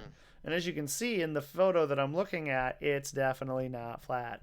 yeah, but we're not going with that attachment that way, though. I mean, So we can definitely use as much or as little inspiration as we want. I think you just gotta just taper it on the bottom there, taper it up. You know, like just have it sloping up on the bottom, and just to make it so that the back isn't just. Yeah, I think the thing I'm going to take from this is that, as you can see, a lot of the motor slopes. So especially if you look at the bottom, a large portion of it tapers back. Starts sloping about halfway. And so I think I think that's going to be what I do is I'm going to have a large portion of this start to taper back really soon. Like if I did this to where now it's about halfway. That's actually not a bad idea. Okay, so let's see. It's one. Oh, I like that sharp. Yeah, right. What a little there, right there, right. No, well, I guess the stream's delayed to what I'm seeing. Yeah. Sorry. It's like, wait a minute. So we could do something like this to where it's tapered back. That looks way better. Yeah, I like that. Yeah, because I mean that this would definitely work with us. The thickness is what I need, and the it's got kind of a bulk of material here that because the problem is that I need some material to hold to the build plate, because if I don't, printing something this tall is just going to snap off halfway through. Yeah. So what I might do is, because this bulk center section right here is probably just going to be what connects it to the build plate. So what I might do is we might just play with the outer edges of this and try to cut it back a little. Even more so at the end there. Yeah. So here, let me try something. I'm gonna scoot this back in a little further. Just make it deeper. You know, not particularly care that it's like super deep in there. Make this a little bit bigger so that my print is easier, because the more I taper this, the more I don't have problems with printing overhangs. Yeah. So we're just gonna make that a little bit bigger. Okay. And again, you got to look like way the hell down in there to see this. So I'm not really that concerned. I think it looks fine like that anyways. You want some depth to it. Yeah. So what we're gonna do is I'm thinking we're gonna taper the outside edges of these engines, and that's gonna be kind of our defining feature of what's going on here. So I want to come in like 5,000ths. I want a lot of taper here. You know, just for the giggles, just for the shits. So we're gonna taper back quite a bit, because if you look at the like percentage of what's happening on this motor.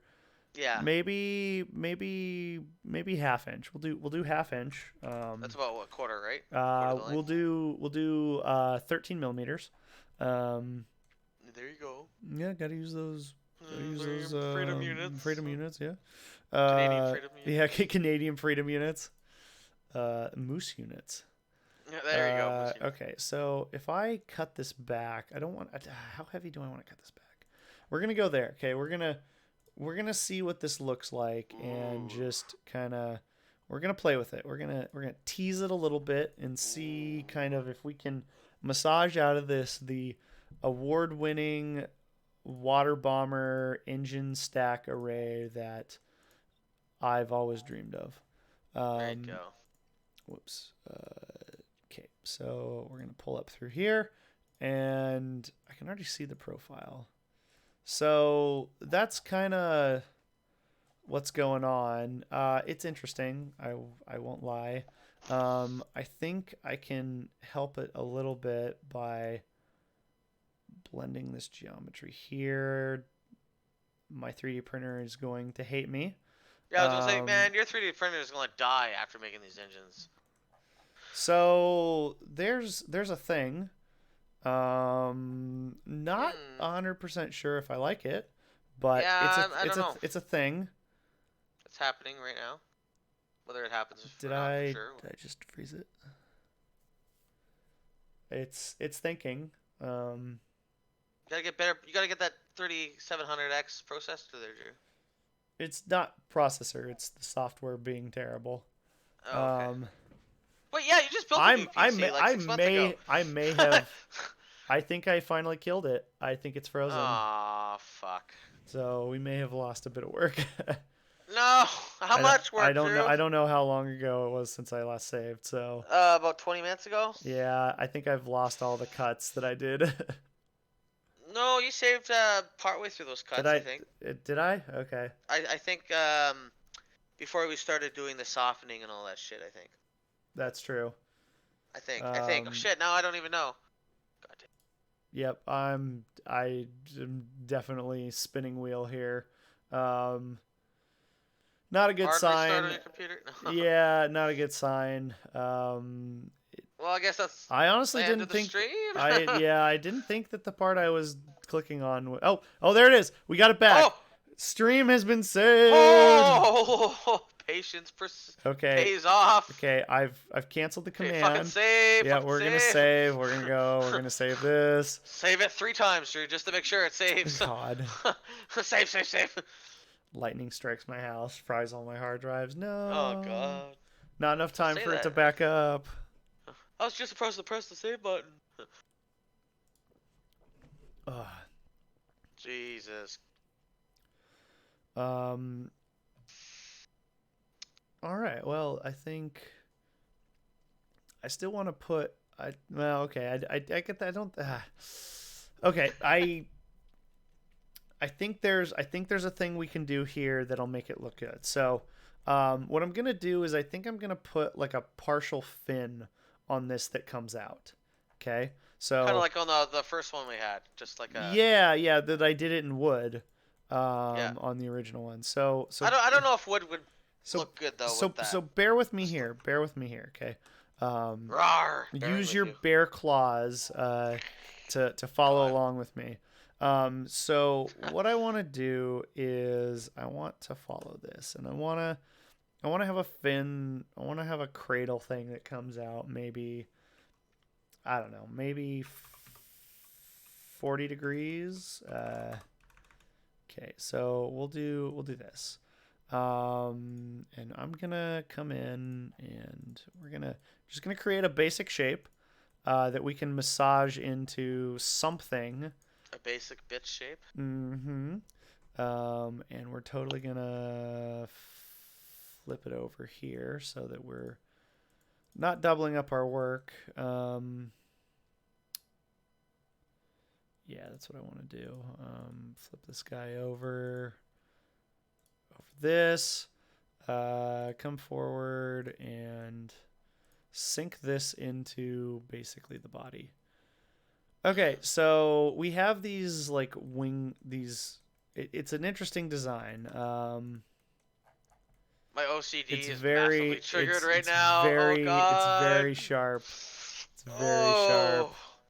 Yeah, I feel like opening a can of Uh, beer with that or something, or bottle of beer. You know, like a. okay. So hang with me here. Hang with me here. Aeromaid models can also open bottles of beer. Hey, if that is a feature of my product, then I am totally on board with it. Okay, so we want this to come down 40 thousandths, and I want this to come back like this. So, and there's going to be a tiny overlap. Let's just play with this design. Okay, we're going to make it less harsh. We're going to maybe blend it in a little bit. We're gonna blend it in maybe a tiny. Oh, there, yeah. That blending, that's working. Blend it in a little bit. Okay. Yeah. For the bottom too. Good. Yeah. And then Very I'm gonna nice. moisten this edge a little bit. ASMR Um, for moist. ASMR modeling. It's just me clicking. Moist. I'm gonna moisten this edge, and then we're gonna. Oh, hey, look! It's gonna moisten that entire edge for us. Damn. Super Actually, moist. I don't want to do that. I don't want that entire. No, don't. Yeah, take that off. Yeah. Take it off, Drew. Wait, what? So there's an idea. Huh. There's an idea. Now,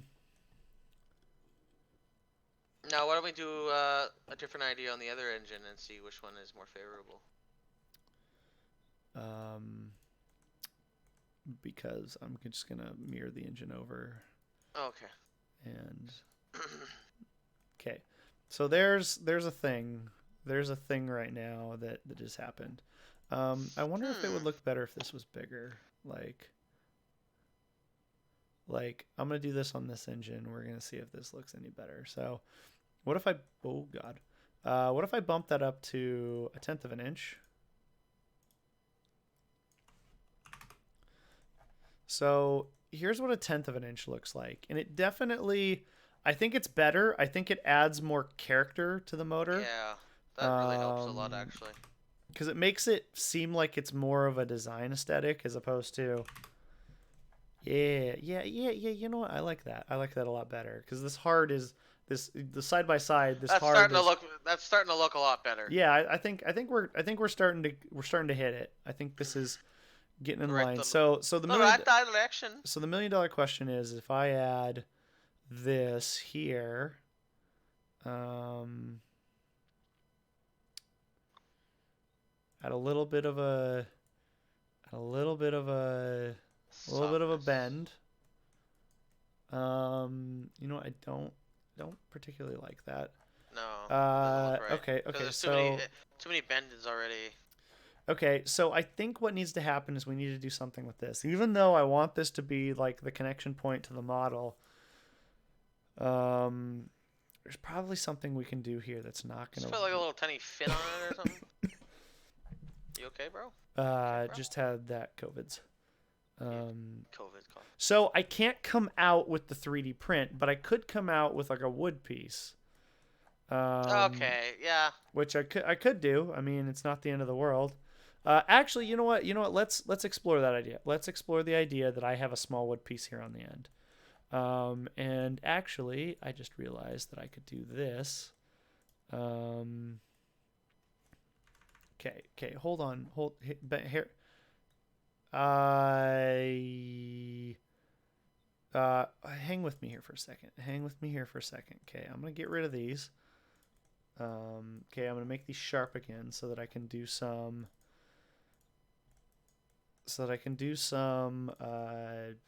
sneaky peekies. Okay, these are wide. Okay, and they're the same thickness all the way across, or they're square as they come back. And do they look any better if I were to angle them a bit to where they do a bit of this thing coming out? Always an angle. Yeah, I don't know if that. No, yeah. Because I mean, I could totally do this. Which it minimizes their presence. Kind of. It looks good. So. I just don't know if I like that, to be entirely honest. I think it might be too small now, though. Yeah. You know what? I like the way it was. I think it was fine. Actually, you know what? No. Hold on. A smaller, just like 5% grade on it. Just do it like here on the end. I think I just nip the ends off. Maybe just nip the ends off. Just do like a 40 thousandths. Yeah, that's what I mean. There's just a little nip. Well, I was thinking a little bit more of an angle, but that works. Just nip it in the butt. Nip it in the butt. The what butt? Okay, so we're nipping the ends off. You're just taking the corners off. Yeah, just taking the corners off. Okay. And then we go back here and it's not super happy with what I've done. We're gonna take this edge off again. and we're gonna deal with our sins because it's not letting us live those down. Okay, so there we go. I like that because on one end it gives us another flat place for the 3D printer to start printing on. Yeah, you know what? So I like that. I'm more. The more I look at it, the more I'm warming up to it. Mm-hmm. So let's. And again, I think the engines might be done, almost, pretty much. I mean, I don't know. I don't know if the back middle section needs anything, to be honest. Okay, so Unless you put just like a slight indent in it. Just put yeah. just a little square indent, just indented like 2 or 3, like an eighth of an inch inward. Just wait, what? The back square in the middle, just indent it. I know what this needs. This needs. Actually, wait a second. Why did I not pull this all the way through? Okay, so sorry, I wanted this to come all the way forward, and I apparently didn't do that. So it transitions into the body like that. Yeah, I think that looks way better. Oh, way better. Yeah. Now it looks like it's part of it. Yeah. Like supposed to be part of it. Okay, so the middle section. Hear me out. Okay, so the middle section there in the back. Oh, I gotta. Okay, what if you were to just add a little character to it? The middle section, like this thing right here, like the engine supports. No. Like between the two engines. In between the engines, I see. Yeah. So you just indent it a little bit inwards, just a little bit. Like so I think I know what you're saying. I'm gonna try. Just look at it head on. I'm gonna try it like this. And just indent it, push it in a little bit. Okay, so I'm gonna try. I'm gonna try to do what you're saying. It's hard to explain. I'm not good with words, Drew. Why are you not so good at words? It's that language barrier. You speak Canadian and I speak American. That's exactly. You know, you need to talk to me in terms of barbecued ribs and freedom. If you take those 3 barbecued ribs there and push them to the Louisiana steak sauce over there. Yeah, we got that. The corn of the cob over there. Yeah. Get the right degree. We get that Louisiana steak sauce. It's gonna be good. Now, if you mash a little cornbread in there, it should just push it just far enough. Yeah, you gotta come down. We gotta give you a good old fashioned American barbecue. Hell yeah, man. Shoot guns in your ribs. Yeah. I had Popeyes the other day. That was pretty good. Spicy chicken sandwich. No, I had the tenders. Failure.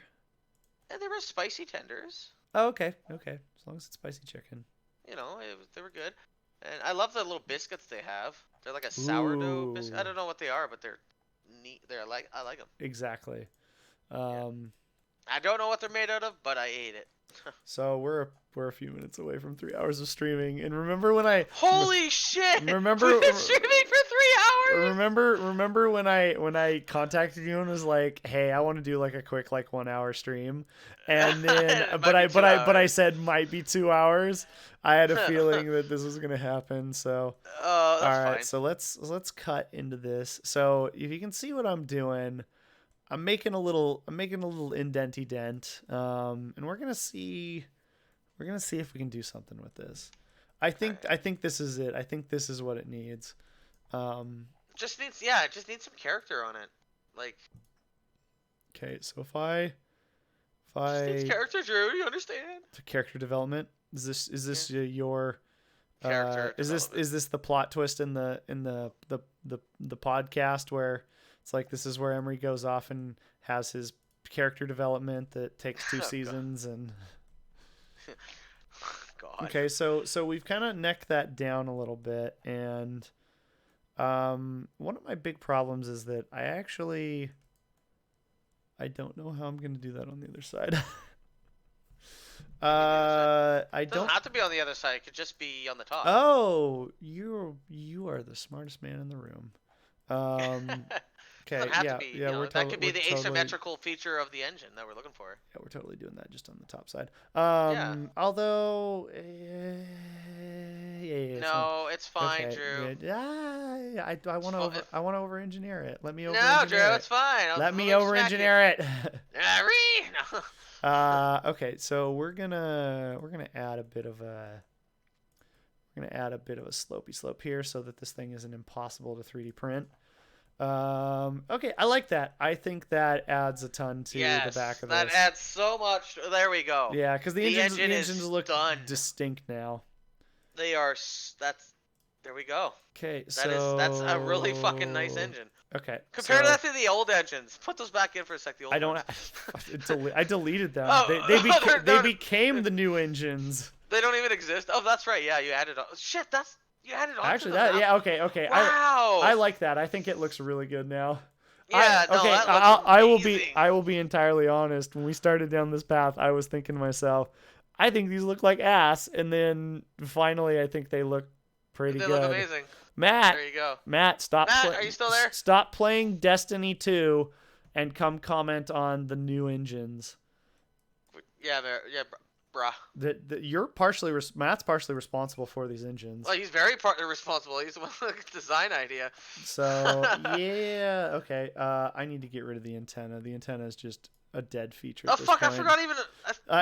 It was that. Okay. Yeah. No. It okay. looks good now. Okay, I gotta get rid of the stupid B-52 image on my. Now you just gotta add the Emery plates back on. Add the Emery plates back. All right, we're gonna save this. I think we might be actually done. Yes, I think we are done. We are done. I think I might be at a point where I can build prototype number 2 now.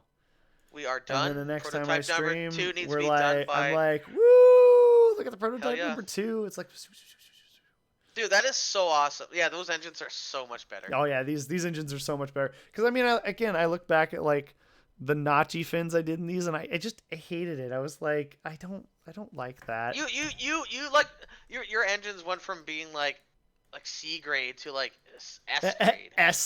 S tier waifu grade engine. Yeah, like that's the quality difference between those engines. I still need to cut. I might modify the supports so they work better with the. Oh yeah. Because I think what I'll do is There's a little clipping. I'll just move the support forward a little bit, so that it doesn't interfere with the scallops we have, if I will. But yeah, at this point, I think a little bit of cleanup and this thing's like ready for now. Proto Do not 2. over-engineer them, Drew. They're done. Just clean it up a little bit. But Emery, if I scooted these, but look at this. Look, there's a little bit of a gap, and it needs to be better. Look, if I made it this tall. And then if I made it this tall, it could be an air brake. It could be an air brake. It could be an air brake. It could be an air brake.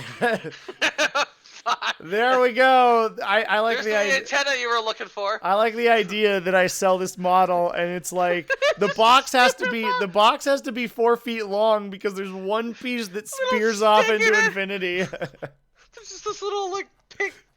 Spears off into infinity, and I'm like, yeah, no, and people are like, okay, so I cut the weird piece off. Was that an error? And I'm like, no, don't cut it off. Add the 4 foot long random wood piece to your model. It's part of it. And they're like, well, it's not the lore I signed up for. It's the lore I invented.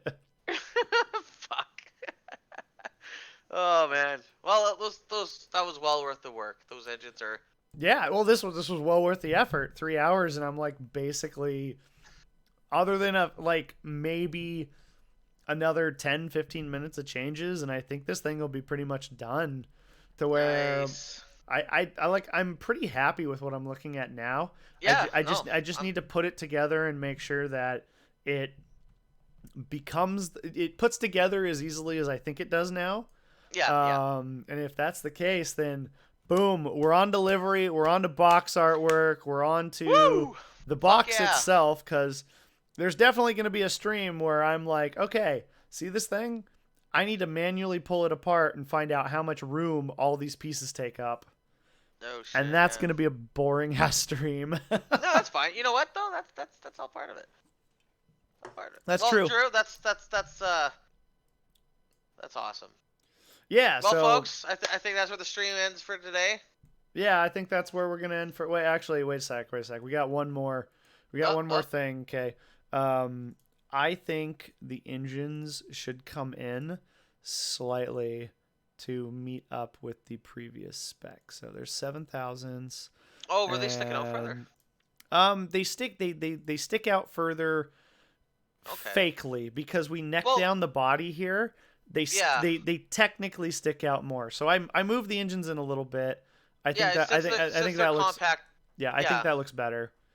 You got it does look better. A bit there, so and then we're gonna save this. We're gonna save this so that I know that everything has been captured, and I only have very minor tweaks before I can build this tomorrow. That is very exciting. Hell yeah. So, I think at that point, we're gonna call it the end of this this podcast, Modelcast, whatever we're calling it now. Thank you for the people that stuck around and watched the insanity. I look forward to the day when I can sit in front of you here and say, this is the model, and then show you the cool box that I've come up with and say, we did a successful Kickstarter to sell this model, and we made this much money, and we're going to be donating this much money to the Red Cross.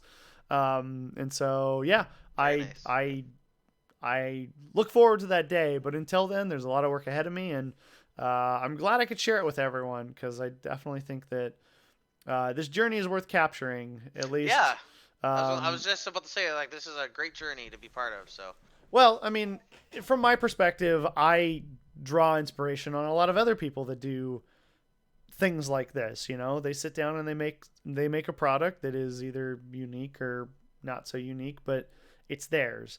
And I want to be able to share that journey with other people so that they can be inspired to make their own things. So, absolutely. So yeah, so thank you everyone for watching, and we will be again. We'll probably be back maybe during the middle of the week. Depends upon what I get done tomorrow on this and where I'm at. And but for sure, I'm gonna try to make it a point to do a larger stream at least once a week now, just as this is going on and kind of documenting it. So.